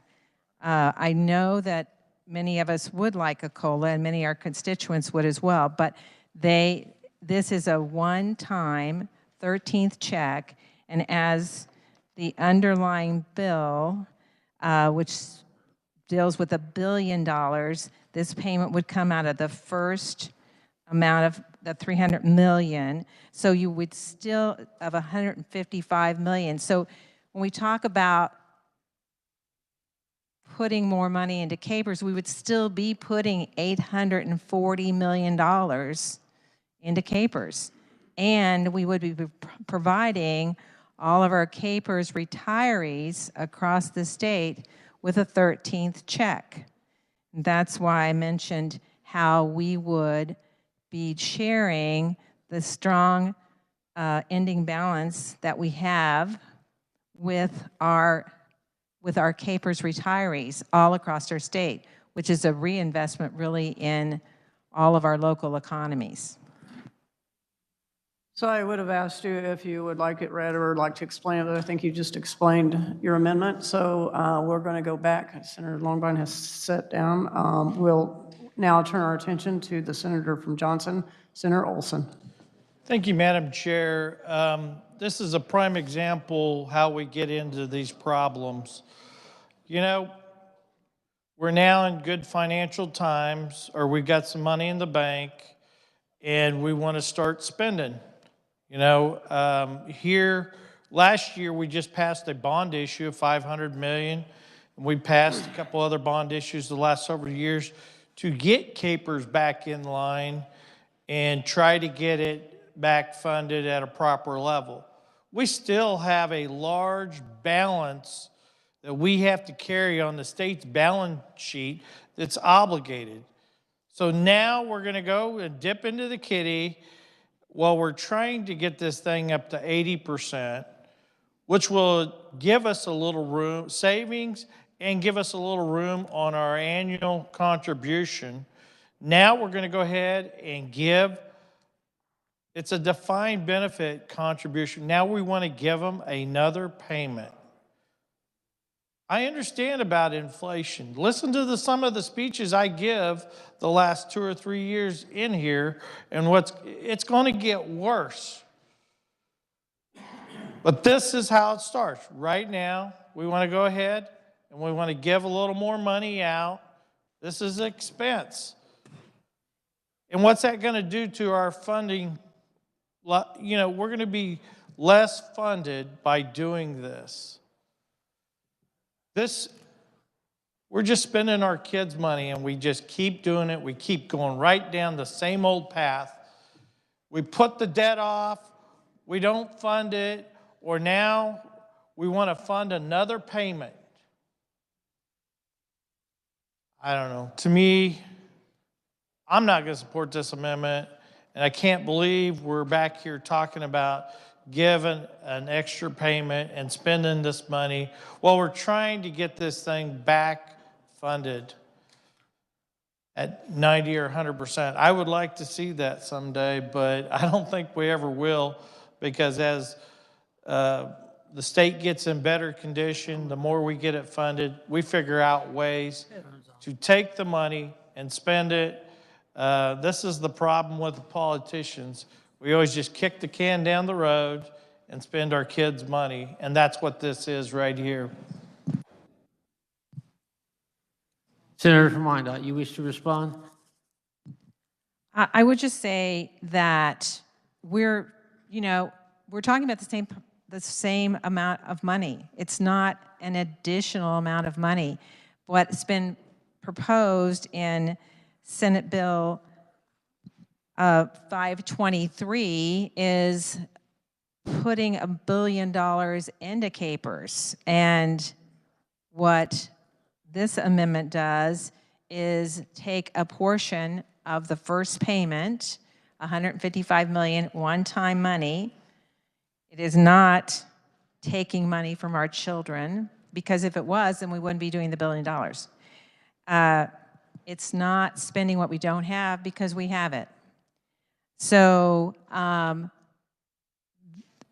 I know I'm not alone in listening to those people that live in our communities, and as the Senator from Johnson said, you know, many expenses are going up, and that's actually true. And he is correct. This is a defined benefit program, and believe me, I have said that often myself to those that reach out to me. But this is something we have done. It was in the 90s was the last time we did it. We are in a position where we are able to give this to those KPERS retirees. These are people who have worked for us throughout the state and that live in our state for the most part. There are very few of them that move outside of Kansas. You know, if you've seen those numbers, it's somewhere around over 70% of KPERS retirees stay in Kansas after the retiree. So this is not money that's going to go someplace else. It's going to be reinvested into our communities. And of that $1 billion, then we would still be investing, we still would be putting $840 million more into KPERS. So I think it's a way to address both issues that we are concerned about. Senator from Leavenworth, Senator Pittman. Thank you, Mr. Chair. I'll be brief. I just wanted to express my strong support for my workers in my community and the retirees. This money, we're sitting at $840 million to do exactly what the chairman of Ways and Means had said. I think he made some great points about the amount of money we'll be saving, and we'll still be saving the vast majority of that. This is just reapportioning how we're going to help our retirees and pulling that money forward to this next year with this dollar amount. It's not a COLA. I consider this a COLA light. I don't think we're going to get a COLA through this year. So if we can get a nice diet COLA out here, I think it's something we can do for our retirees, and it's effectively the same financial note that we're talking about on the underlying bill. I support this. Senator from Johnson, Leader Sykes. Thank you, Mr. Chair. I have a few questions, if the carrier would state for them, of the amendment. She will. So this is not changing the underlying bill. So we would still basically be investing the $600 million over the first year, and then the 400 minus 154 or 155 would go to benefit. So we have a surplus in funds. So we're still paying off KPERS, putting it at that 80% probably, or very close, and then also giving back some of our surplus to our retirees. That is correct. Senator from Wyandotte. Okay. That is correct. Thank you for that clarification, and I stand in support of this amendment. Senator from Miami, Senator Baumgartner. Thank you very much, Mr. Chair. You know, I appreciate the words of our senator from Lyon when he shared the two different bills that his committee was considering, because it's important for our retirees within our KPERS system to know that we are listening to them. We do hear them. We know that they have a concern about perhaps receiving a COLA. But I want us to think about what else we've heard from retirees. And in fact, this last week we debated this on the floor, and that is what they really want is help with property taxes. They don't want a 13th check. What they want is assistance with their property taxes. And we've already done some great work in the Assessment and Tax Committee to help them with that. You know, when I started in the Senate, Capers was in the red zone because we hadn't made our payments. And in my household, debt is considered a four-letter word. And that's why it's important for us to focus on not this amendment, not one little check, a 13th check, but to focus on what's important, and that is paying off debt so that we have and maintain a healthy Capers system. The underlying bill is the right approach now. It's the right approach for Kansans. Thank you, Mr. Chair. Senator from Wyandotte, you wish to respond? Not at this time. Senator from Sedgwick, Senator McGinn. Thank you, Mr. Chair. I know some of you have heard me share this before, so I apologize, and I will try to be brief. But again, I'm going to go back to, I feel very strongly that this is a predetermined benefit. And I've been at this for 18 years and had to go to a lot of legislative updates and tell teachers that. And it's pretty hard when those teachers have already retired. But I'll tell you the reason why I became a believer in this is because where we are today is because of actions that were taken in the 80s because we gave COLAs. We changed the cap and gave a COLA again. And that is why we have been trying to get this thing out of the hole for all these years. Had a number of conversations with Alan Conroy, and he has told me every time, if you would just leave it alone, we will have our UAL back to where we want in 2033. Well, having that conversation 10 years ago, I thought that was a long time from now, but we're almost there. So if we start doing COLAs, we're going to just get ourselves back to where we were once before. You sign up for a predetermined benefit, you know what you're going to get, and you're going to get it, as long as you keep the fund whole. If you don't want a predetermined benefit, go play the market. So I oppose this amendment. Thank you, Mr. Chair. Senator from Brown. Thank you, Mr. Chairman. I have a question about the amendment. Not sure how to ask this question, but is the amendment directly apply to only Capers beneficiaries? Senator from Wyandotte. Yes.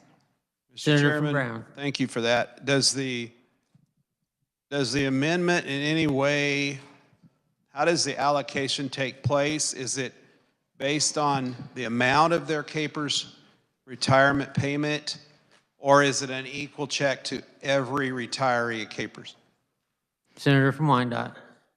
It's based on their amount of their payment. Senator from Brown. So can you tell me the amount if a retiree is getting a check for $1,000 versus a retiree that's getting a check for $5,000? What would be the difference in the amount of the check? Senator from Wyandotte. If you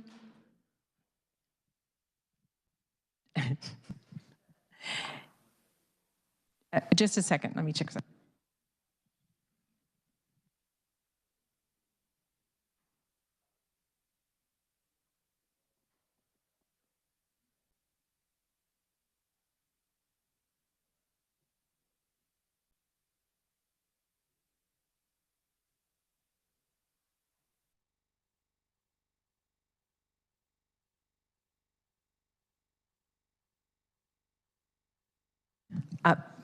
Thank you, Mr. Chairman. I wanted to be sure that I was responding to the senator correctly. So if it's 50% of their benefit payment. So if you were receiving $2,000 a month, you would receive $1,000 13th check.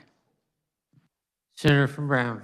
So if you were receiving $5,000 a month check, you'd get $2,500. Is that correct, Mr. Chairman? Senator from Wyandotte. Yes, that's correct. Senator from Brown. I don't like that, Mr. Chairman. And part of the reason that I think we need to examine this even further is when taxes were raised in 2017 And can you tell me, Mr. Chairman, were income taxes raised when they were raised? Were they raised on 401s in the private sector? Senator from Wyandotte. I'm sorry, I cannot answer that question. Senator from Brown. Can she answer the question? Were taxes raised on income tax on capers benefits? Senator from Wyandotte.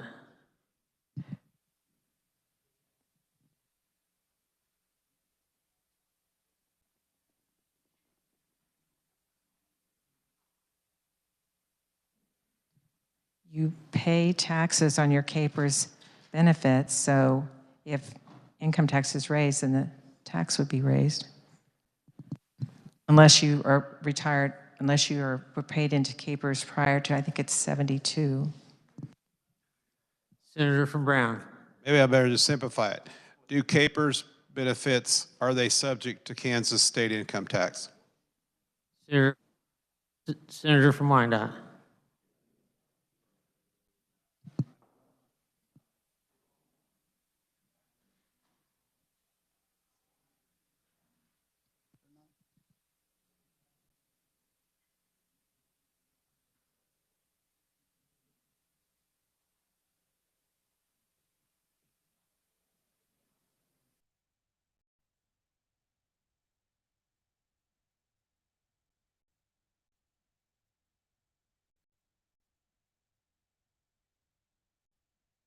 A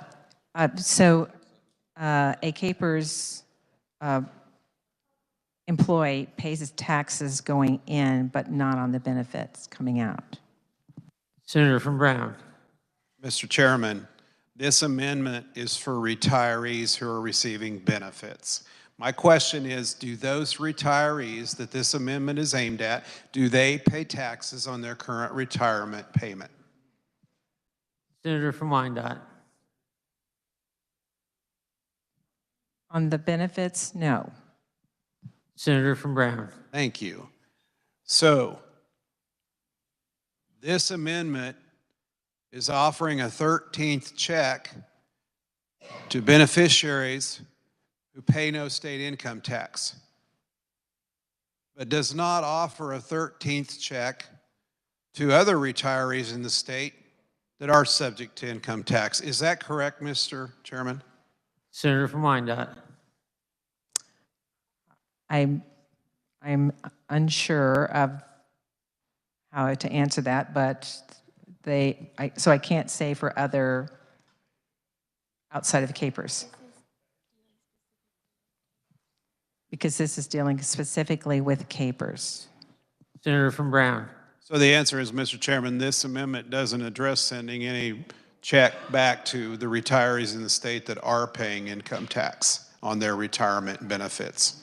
And the point I'm making is, you know, there's already a benefit to being a public employee retiree. You're not subject to state income tax. So what this amendment really does is says we're going to take a portion of what other retirees are paying in state income tax. We've paid those dollars in, therefore the coffers are full, and now we're going to send it back to the retirees that don't pay income tax on those payments. I don't see the justification in that. It seems to be somewhat discriminatory, and so I can't support this amendment. If she wants to bring an amendment that would broaden the 13th check to every retired, every retiree beneficiary in the state of Kansas, whether it's railroad retirement, capers, KP&F, IRAs, 401s, they're all, you know, a lot of these, some of them I mentioned aren't paying income tax, some of them are. But to just specifically go in and carve out a portion of revenue to direct just back, and Mr. Chairman, that leads me to question, how many members of this body are right now receiving a capers check or a KP&F check? I don't know. But somebody here could be voting for something to put money in their pocket on this amendment. So just something to think about. I'll sit. Thank you, Mr. Chairman. Senator from Wyandotte. Thank you. Well, to address the senator's concern, we offered an amendment just the other day with the governor's proposal to that all Kansans would get a $250 check, and that was voted down by this body. KP&F was mentioned, and actually this 13th check means the Kansas would cover anyone under the retirement system who's retired under KPERS, and that is the Kansas Police and Fire Retirement System, the state school employee system, and the retirement system for the judges. So it covers all of those under KPERS who have retired. So all of those areas are covered. I guess we can talk about some other retirement system, but that's not under our purview. This is, and these are people who have worked for our citizens of Kansas and for us throughout our state in many different areas, whether it's KP&F, whether it's in our prisons, whether it's in our in our judicial system, whether it's in our classrooms. So these are the people that we're talking about, and these are the people that would be receiving a 13th check. I'd like to remind the body to address the chair when you are talking. At this time, the chair recognizes the senator from Butler, Senator Fagg. Thank you, Mr. Chairman. 2 points that I'd like to make on this. One, that we are still short $3 billion after we make this $1 billion payment, and figure on the 7.75%. And if we had the executive director, I've talked to him a couple times, our goal is 100%. It's not 80%. We've taken it from the yellow just to the edge of the green. And to me, our first responsibility is making sure that all our CAPER members get their check each month. Thank you. Like to respond? Thank you, Madam Chair. Well, if you look at strong retirement systems, whether here in Kansas or across the state or across the country, if they're at 80% or above, that's a strong system. And we actually will be at 80%. We're at 77% right now. With this change, with this 13th check, we will be at 80% in a year.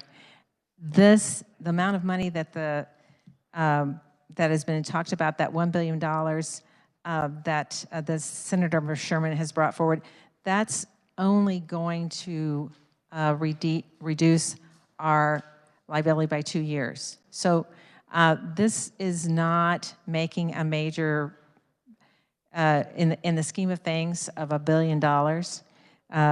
This is not making that much of a dent, but it actually is benefiting those same people that have retired under our retirement system.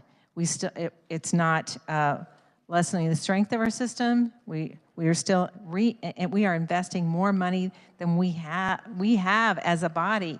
You know, it was mentioned earlier about getting in the hole and being behind, and it's due to the legislative actions that's occurred in the past. So that we, because of a strong Indian balance, we've been able to pay our portion and make up for those missed payments this year. I think this is a way to show Kansans that we respect them when we believe in them, and we are going to share some of the revenue that they've paid in to make this a strong Indian balance. Senator from Sherman, Senator Billinger, would you like to respond? Yes, Madam Chair, thank you. I agree with a lot of my colleagues that this is no time to be doing a COLA. And it sounds like a small amount, but you take $150 million and compound that at an 8% return. For the last 25 years, we've had an 8% average return across the board. That's $323 million. So it's just unfortunate that we're trying to do this again. And she mentioned earlier legislative action. It's actions like she's proposing that has caused us the problems. Thank you, Madam Chair. Any other questions for the senator from Wyandotte? Seeing none, Senator, you may make your close. Thank you, Madam Chair. Reminder to the group, this is not a COLA. This is a one-time 13th check. And of the bill that is on the table, Senate Bill 523, this would come out of the first payment that's proposed under that bill. We would still be adding $840 million to the to capers. So there's no way to say that we are anyway underfunding or taking away from capers. We are putting more money than we have put in, I believe, since I've been here. This is a very hefty amount of money, but a portion of it is, with the 13th check, $155 million would be going back to our capers retirees. So I hope you will think about them and see that this is a positive. It's a win both ways. I move my amendment and I ask for a roll call vote. Roll call has been requested.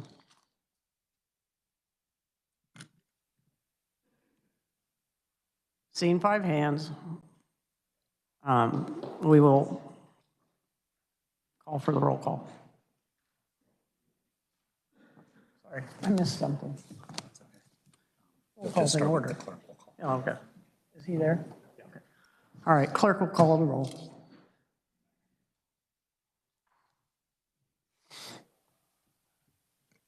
Alley, Baumgartner, Billinger, Bowers, Clays, Corson, Dietrich,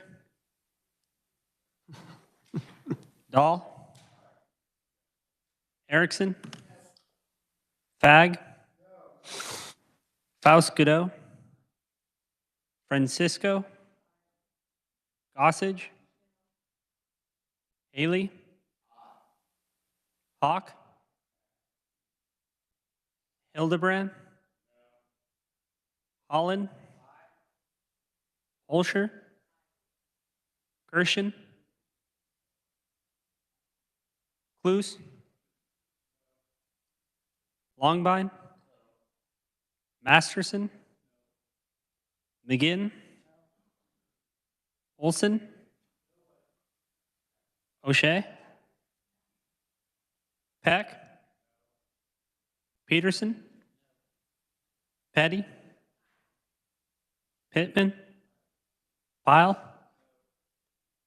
Reichman, Steffen, Straub, Solentrop, Sykes,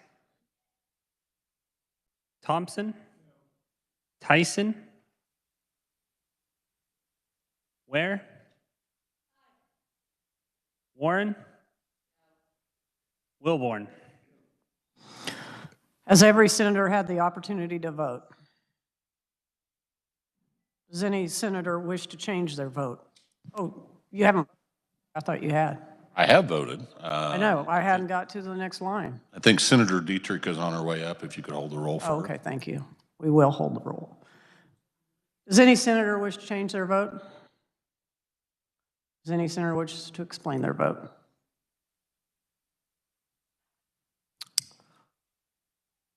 Senator from Shawnee, do you wish to vote? Thank you, Madam Chair. I would pass on this. I'm a capers retiree. Thank you. Any other explanation of vote? Chair recognizes Senator from Riley, Senator Hawk. Thank you, Madam Chair. I passed. I would have voted yes were I not a capers retiree. Any other explanation of vote? Seeing none, the clerk will close the roll and tally the vote.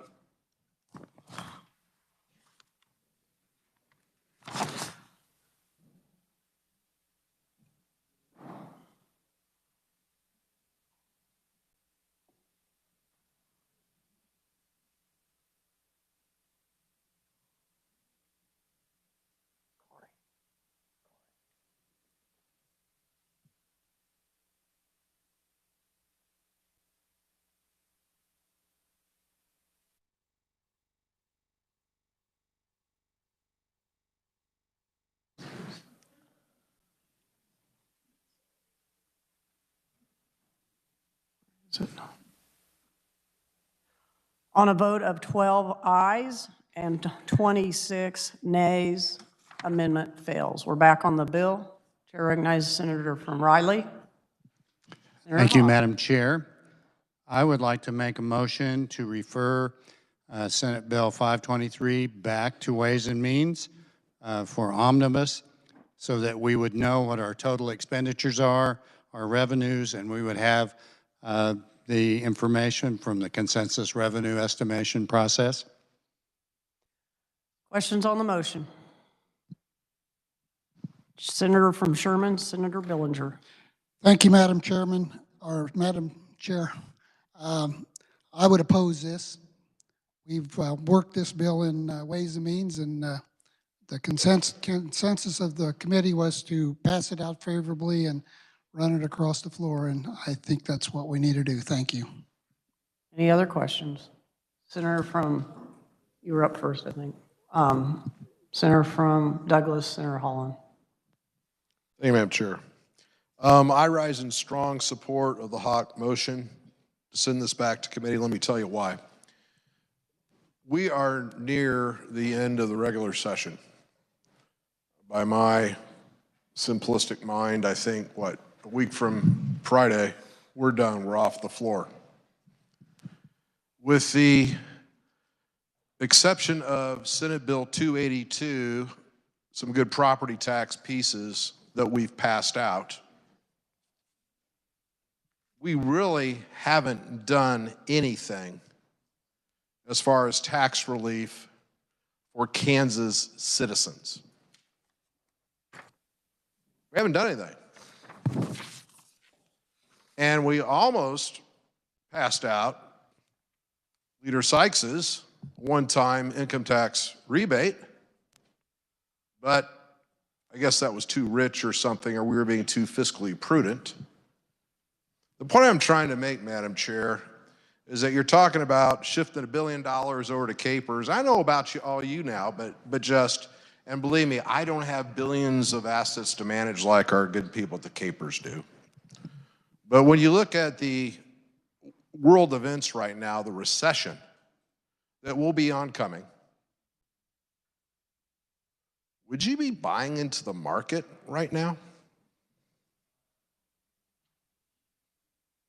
I wouldn't. I tell you what I would be doing is I'd try to be giving our citizens in the state some reassurance that we actually understand that they have needs. And Madam Chair, what really amazes me in this debate is we talk about spending on, when you're giving dollars to people, that's like bad. But when you want to give monies to corporation, that's investment, and that's good. So what I'm really concerned about, Madam Chair, is that we've got until a week from Friday. The only thing we have is modest but much needed some property tax relief, and that's all we've done. And so for my brothers and sisters that basically want to talk about being fiscally responsible, for those of you that voted against the Mega Project Apex deal, I understand. For those of you who voted for it, and now you want to turn around and say, but we can't give tax relief to Kansas citizens, I'm really confused. And then our legislature goes ahead and tacks onto that deal another $50 billion corporate income tax cut that had nothing to do with the corporation we're trying to woo here. That's fiscally responsible, and yet we still have not given some substantive tax relief to our citizens. So this is why I support the Hawk motion. We need to get this off the table. We need to get a resolution on the mega project. And we need to start putting some money in citizens' pockets. Not the special interests, not the corporations. And we need to do it soon. because our citizens are hurting. You know, it's funny, my constituents, my district, actually this is just going to a gas station. I refilled down at the 8th Street and Quincy BP gas station, and I went into the counter. I said, hey, what's going on? He looked at my pen, he said, who are you? I said, well, I'm with the Kansas Legislature. Don't worry, I'm trying to minimize the damage to our citizenry. He kind of chuckled, but I said, but what do you want out of the legislature? He said, you know what? I really like to see that sales tax cut on food. I was at, and I don't go to many receptions, I really don't, but I was at one probably 3 weeks, and this gentleman said to me, and you know, a bunch of firefighters there like, what do you want? I mean, what would you like to see? Once again, it's like, can we cut the sales tax on food?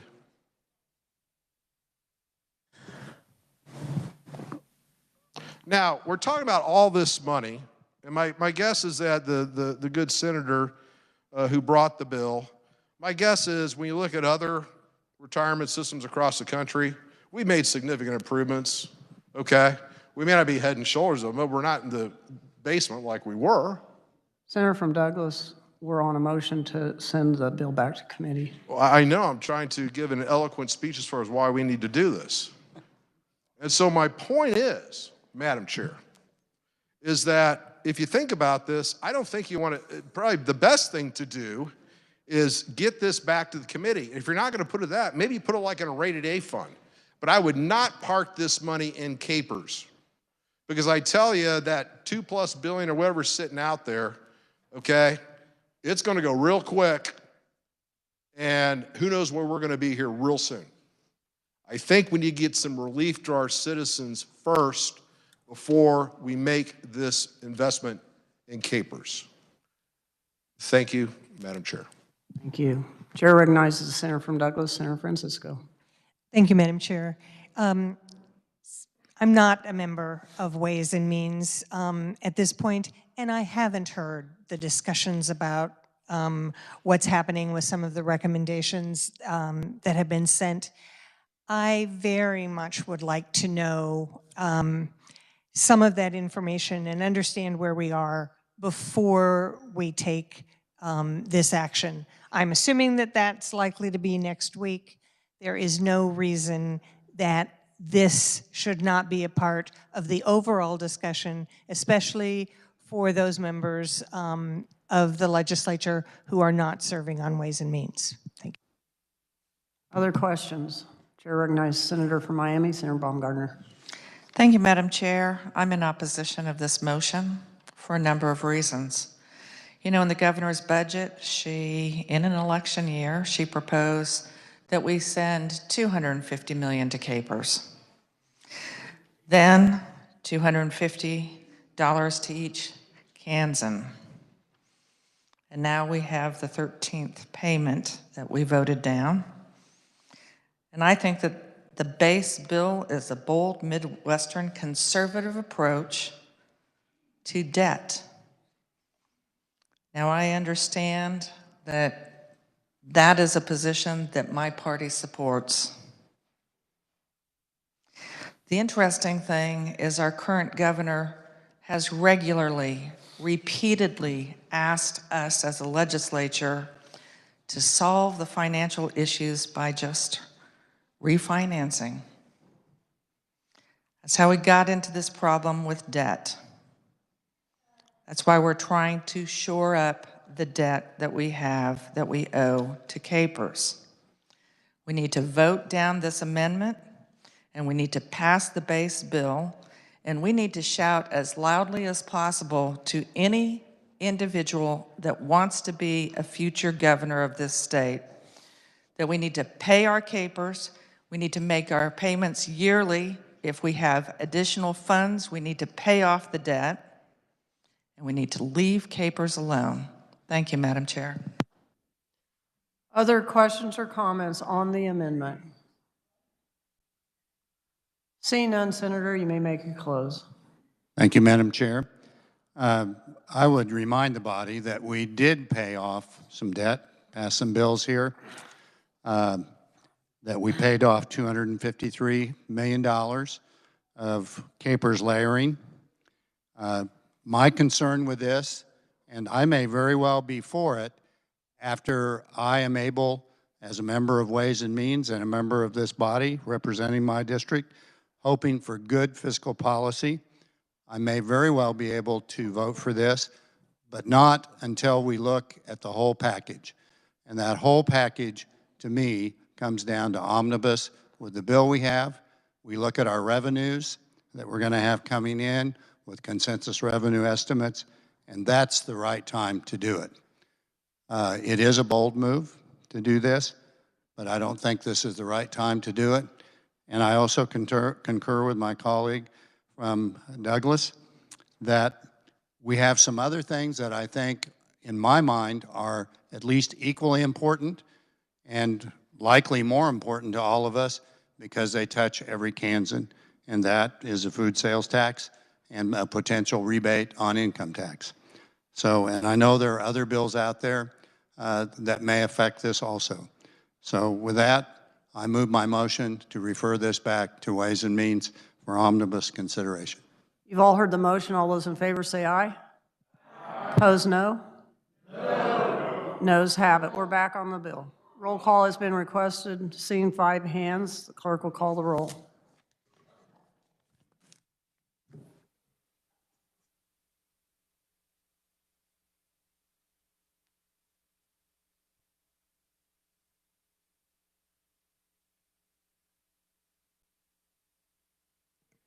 Alley,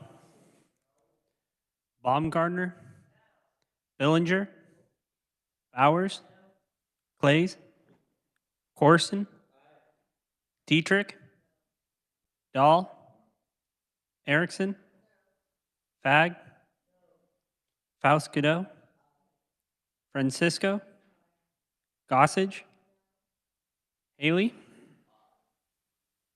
Hawk, Hildebrand,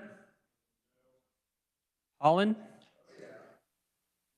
Holscher, Kirshen, Cluse, Longbine, Masterson, McGinn, Olson, O'Shea, Peck, Peterson, Petty, Pittman, Pyle, Reichman, Steffen, Straub, Solentrop, Sykes, Thompson, Tyson, Ware, Warren, Wilborn. Does every senator have the opportunity to vote? Does any senator wish to change their vote? Does any senator wish to explain their vote? Seeing none, clerk will close the roll and tally the vote.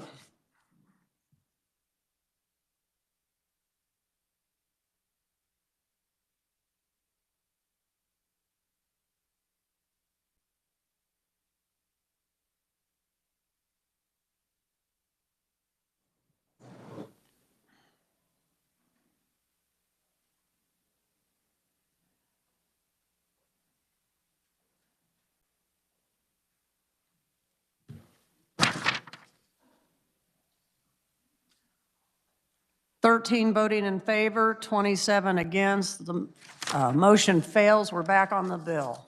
Chair recognizes the senator from Finney, Senator Dahl. Thank you, Madam Chair. I kind of just want to make a point and a question. Today was Advocacy Day, today at the Capitol. And that's kind of a heart-touching day. I guess I do have a question for the carrier of the bill. How much are we funding special education right now? What's the percent? Senator from Sherman. Thank you, Madam Chair. I'd have to ask exactly what that is. I don't know if the K-12 committee chair might know that. Sir? If you want to answer it, otherwise I'll ask for I'm sorry. It's at 68%. Statutorily, it's supposed to be at 92%.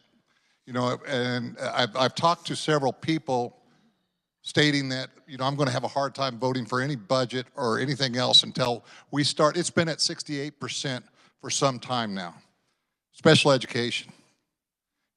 Rural areas especially, we're impacted by that because of the travel aspect of it. I think it's something that needs to be addressed. I think that's what government's about is, you know, the people that can take care of themselves need to take care of themselves. The people that need help, we need to help. And a lot of those need help. Thank you. Chair recognizes Senator from Miami, Senator Baumgartner. Thank you, Madam Chair. As Chair of Senate Education, the senator is right. Have we met the 93%? No, we haven't.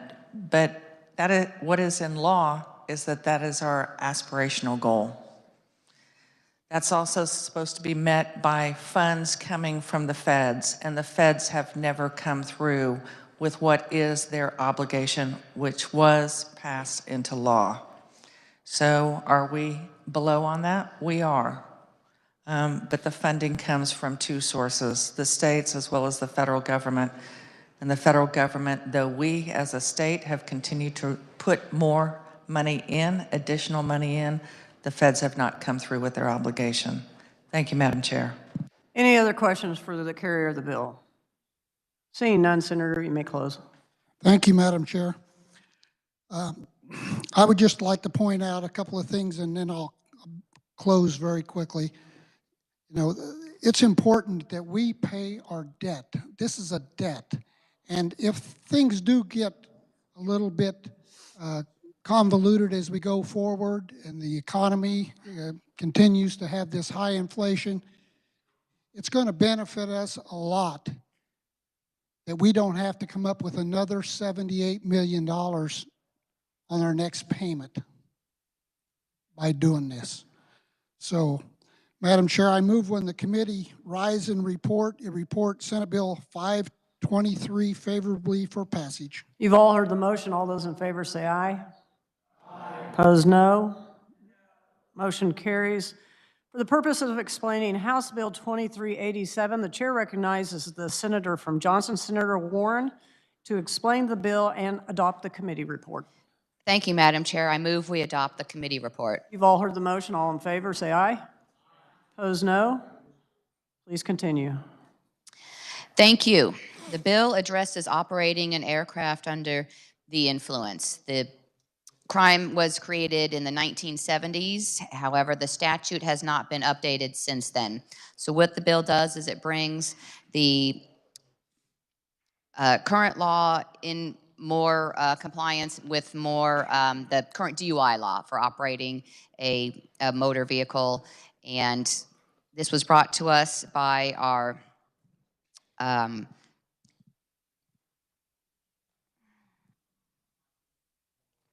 don't want to misstate it, so I believe this was brought to us by our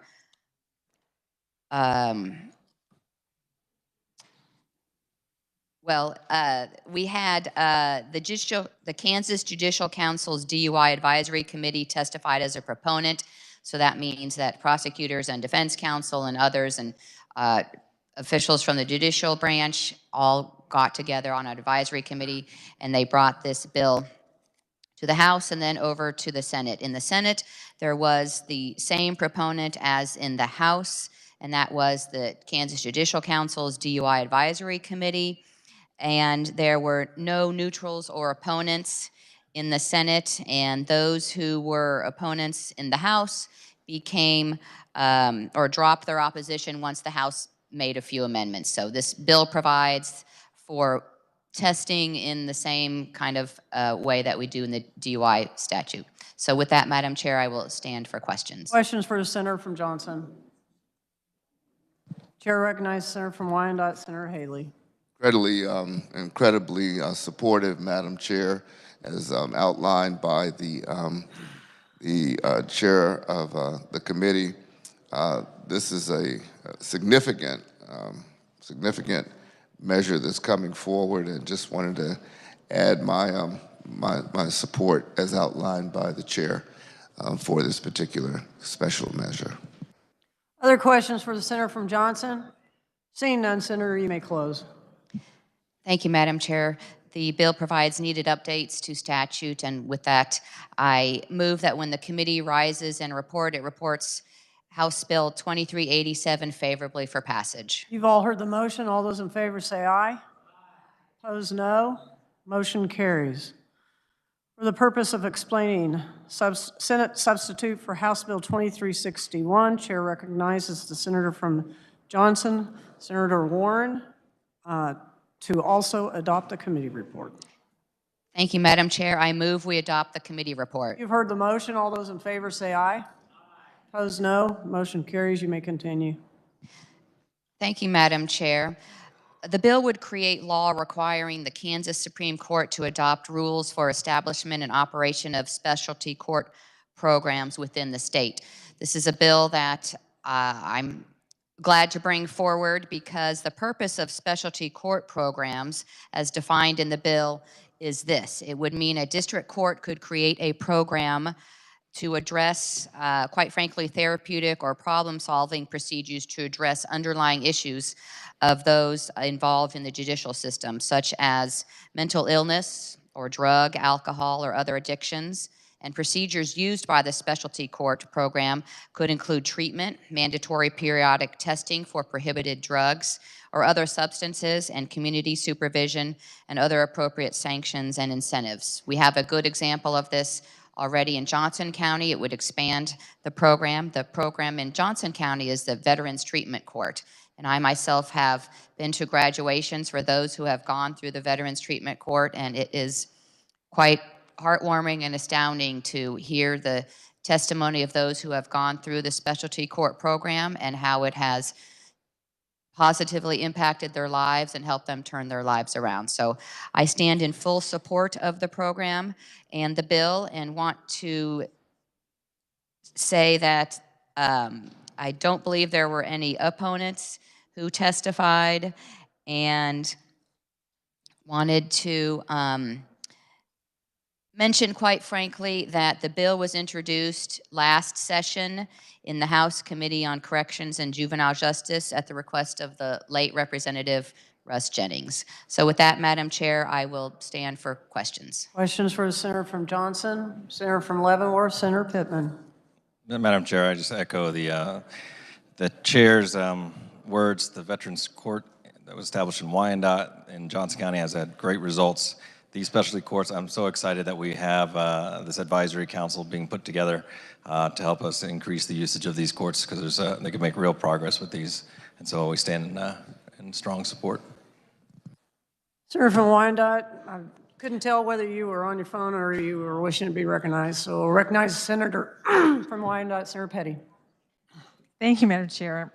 I was holding my phone, but I was standing, you're right. And I just rise in support in my community, in Wyandotte County. Our local judges have put in place 2 specialist courts last year. Actually, as the Senator from Johnson mentioned about Johnson County, Wyandotte County also started a Veterans Court last year, and it's made great headways in that area. So I very much support this. Senator from Wyandotte, Senator Haley. Well, ditto now, Madam Chair. I appreciate that this bill has advanced, as was said, from Wyandotte and Leavenworth respectively, as well as Johnson. We in Wyandotte have enjoyed having the benefits of a specialty court, our drug court, and now our veterans courts that help really look at some of these would-be offenders and look at some of the underlying causes that have brought them to coming in contact with the system. I should say, Madam Chair, I'm particularly proud of this legislation. It's identical to a bill that I solo authored about a decade ago. I wish it had been undertaken then or implemented, but I certainly am glad to see it come through the process. Better late than ever, and many of the people that get the services that they could have gotten last decade are now certainly going to, with the passage of this, be able to have those provisions made in these various specialty courts as they are promulgated through our Supreme Court and placed in our different judicial districts. Very excited to see this bill finally come through, and just wanted to add my full unequivocal support. Thank you, Madam Chair. Other questions for Senator from Johnson? Seeing none, Senator, you may close.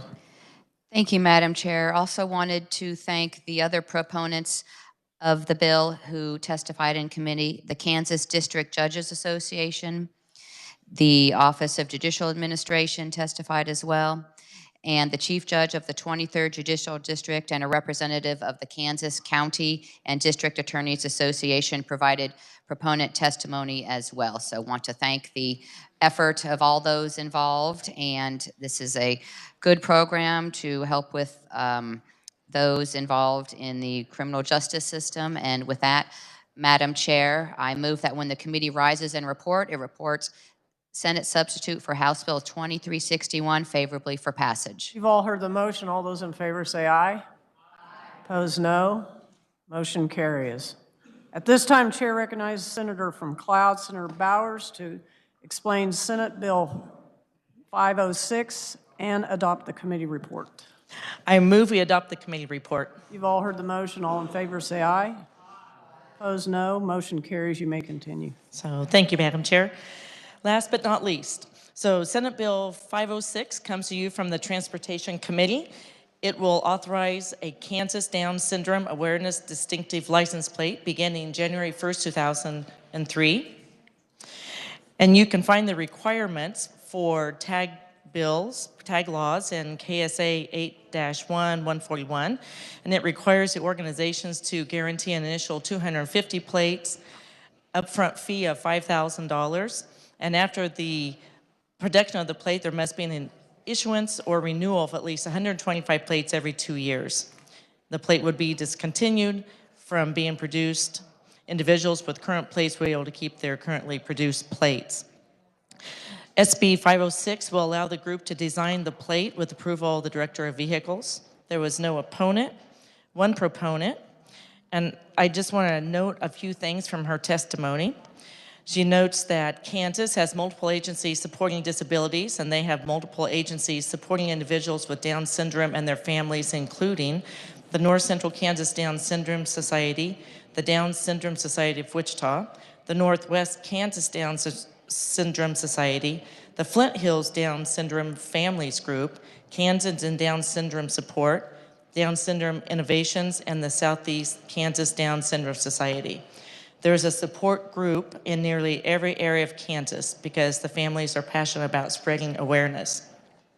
So this tag would give them another opportunity to voice their support for their family and friends who have experienced Down syndrome, to raise awareness and improve the public attitudes and acceptance of those with Down syndrome. She also noted there's at least 12 other states, including Oklahoma and Nebraska, near us, with a Down syndrome license plate. The committee amended the bill to make sure it was clear it was statewide, removing the word North Central and changing the word society to awareness. So it reads Kansas Down Syndrome Awareness License Plate. It will go into effect in the statute book. And I believe that's all I have, if there's any questions. Questions for the Senator from Cloud? Seeing none, Senator, nope. Back to the Senator from Riley. Senator Thank you, Madam Chair. I rise in support of this bill. I thank the Senator for Cloud for bringing this bill forward. And I wish everybody in the body could have been there to hear this mom give testimony about her child and how important it was to love all of the children that we have and are blessed to get in this life. Thank you, Senator Bowers, for bringing this bill forward. Other questions for the Senator from Cloud? Seeing none, Senator, you may close. All right. I think in the interest of time, I'll just close. I move that when the committee rises and reports, it reports Senate Bill 506 favorably for passage. You've all heard the motion. All those in favor say aye. Opposed, no. Motion carries. At this time, Chair recognizes the Majority Leader from Cal East, Senator Alley. Thank you, Madam Chair. I move the committee rise and report. You've all heard the motion. All those in favor say aye. Opposed, no. Motion carries.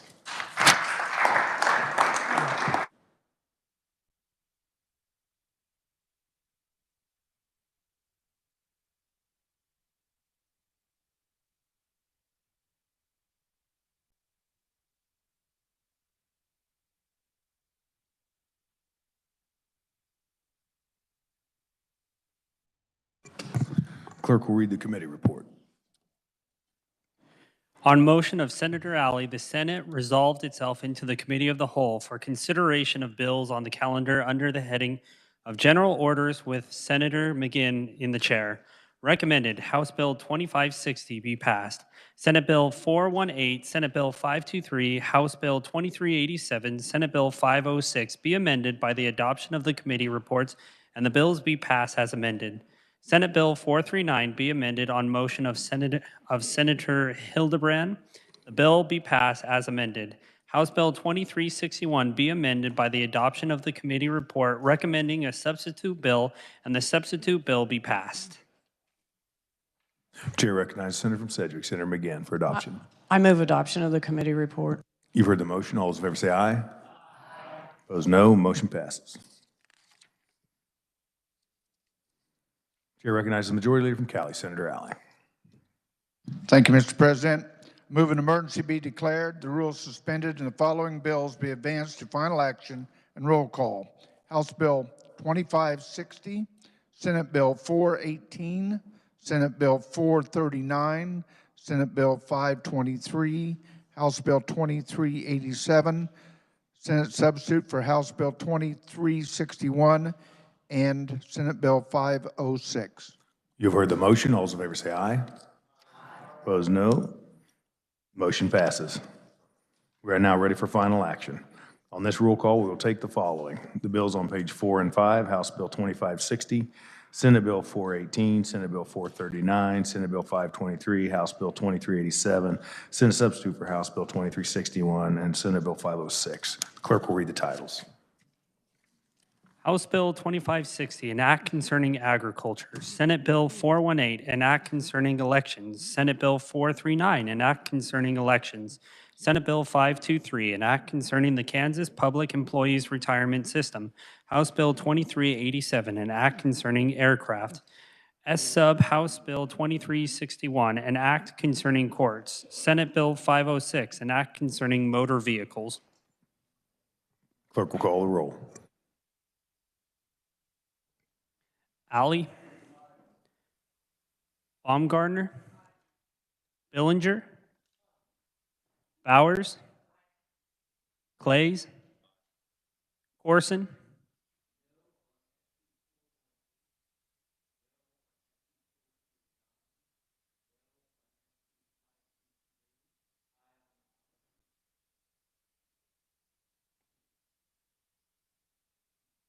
Dietrich, Dahl,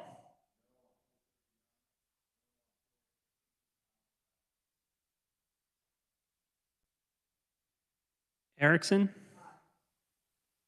Fag, Faust Godot,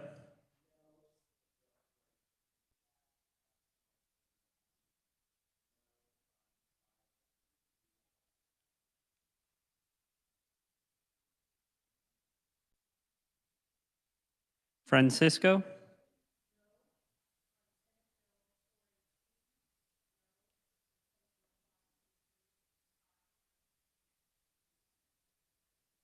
Gossage, Haley,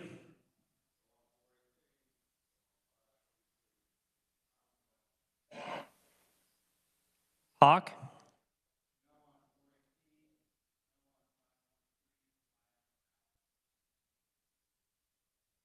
Hildebrand,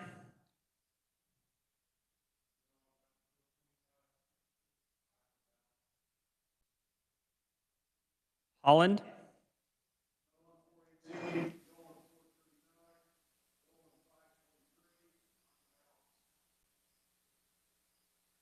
Holscher,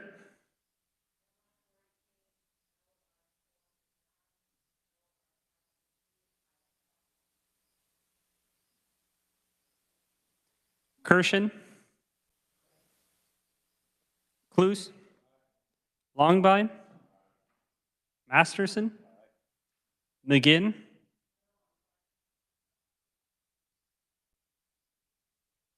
Olson, O'Shea, Peck,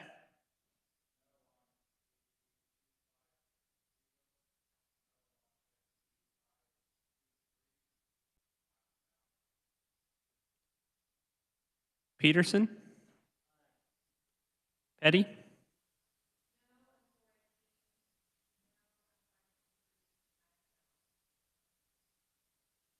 Pittman?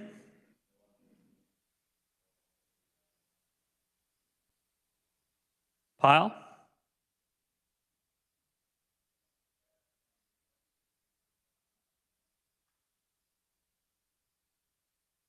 Reichman? Steffen?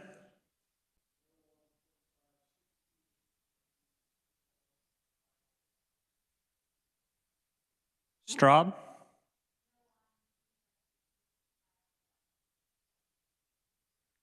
Solentrop? Sykes?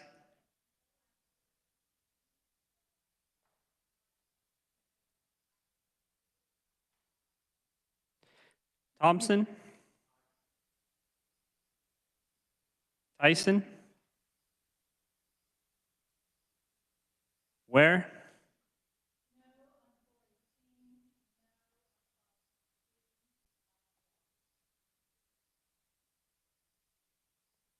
Warren? Wilborn? Has every senator had an opportunity to vote? Senator from Sedgwick, Senator McGinn. Can we explain our vote now? You may. Okay, thank you. I'd like to explain my vote on 506 and 523. On 506, I learned a long time ago, don't be the only one that votes no.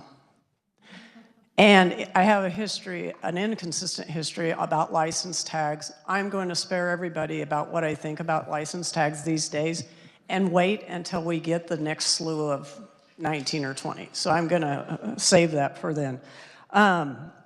And on Senate Bill 523, my concern is the same concern I had when I spoke on the amendment earlier today.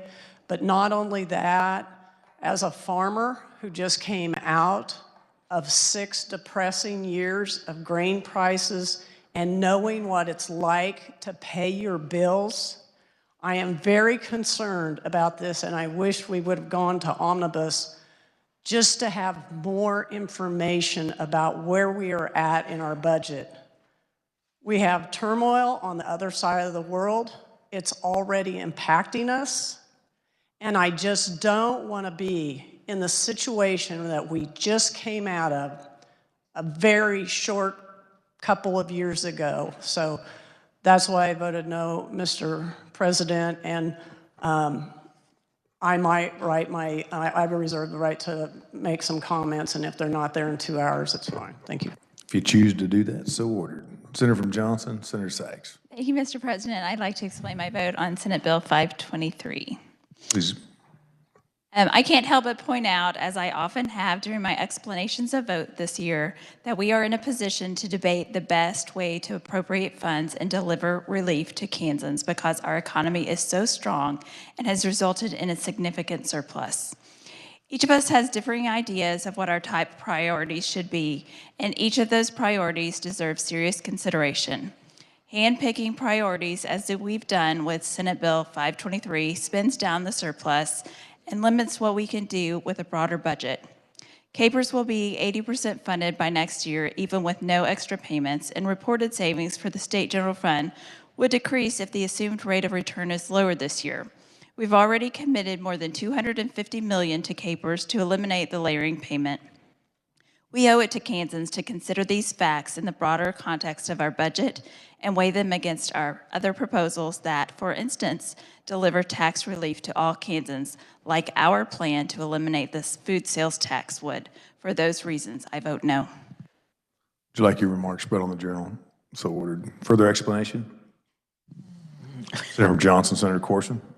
With your permission, I'd like to be added to the explanation of vote from the minority leader from Johnson. Senator from Wyandotte, Senator Petty. I would like to join the remarks of the senator from Johnson on Senate Bill 523. So ordered. Senator from Sedgwick, Senator Fauskido.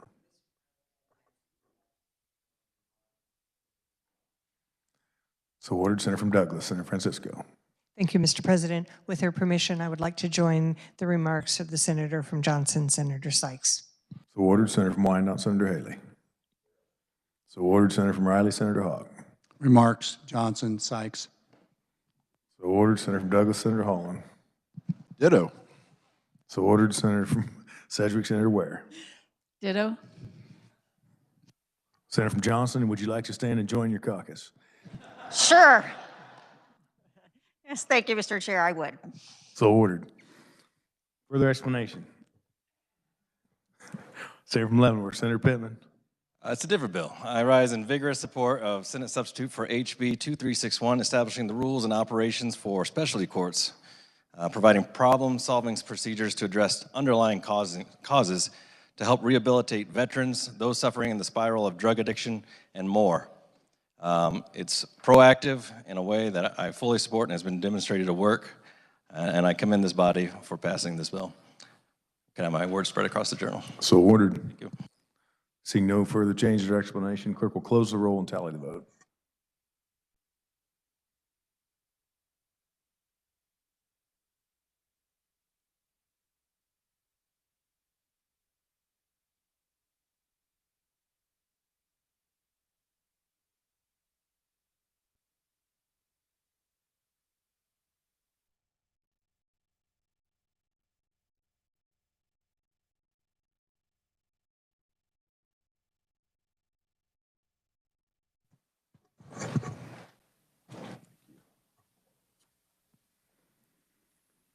(28) having voted in favor and 12 against Senate Bill 418, 33 having voted in favor and 6 against Senate Bill 439, 40 having voted in favor and none against 506, 28 having voted in favor and 12 against Senate Bill 523, 38 in favor and 1 against House Bill 2361, 40 having voted in favor and 0 against House Bill 2387, 36 having voted in favor and 4 against House Bill 2560. These measures having received their constitutional majority are hereby declared passed. Introduction of bills and concurrent resolutions. Clerk will read.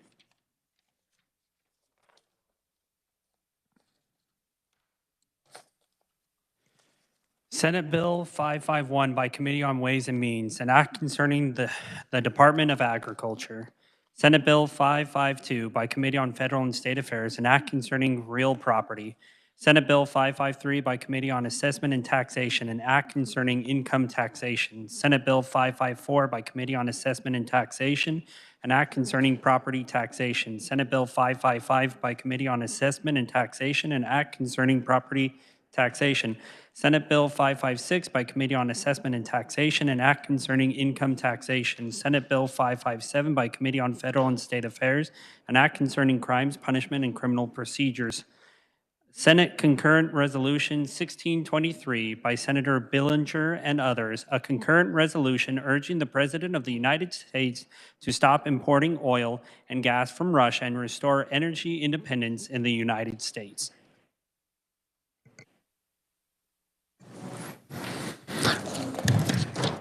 This constitutes introduction of SB 551 through SB 557 and SCR 1623. Reports of standing committees, clerk will read.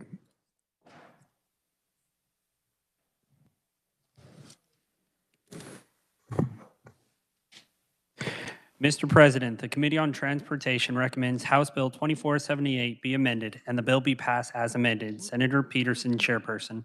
Mr. President, the Committee on Judiciary recommends Senate Bill 507 be passed, and because the committee is of the opinion that the bill is of a non-controversial nature, be placed on the consent calendar. Senator Warren, chairperson. Mr. President, the Committee on Judiciary recommends SCR 1621 be adopted. Senator Warren, chairperson. Mr. President, the Committee on Judiciary recommends SCR 1622 be adopted. Senator Warren, chairperson. Mr. President, the Committee on Agriculture and Natural Resources recommends House Bill 2456 be amended and the bill be passed as amended. Senator Kirshen, chairperson. Mr. President, the Committee on Assessment and Taxation recommends Senate Bill 433 be passed, and because the committee is of the opinion that the bill is of a non-controversial nature, be placed on the consent calendar. Senator Tyson, chairperson. Mr. President, the Committee on Assessment and Taxation recommends Senate Bill 311 be amended by substituting with a new bill to be designated as substitute for Senate Bill 311, and the substitute bill be passed. Senator Tyson, chairperson. On announcements, after consulting with our resident weatherman, it sounds like we will 2 to 3 inches-ish.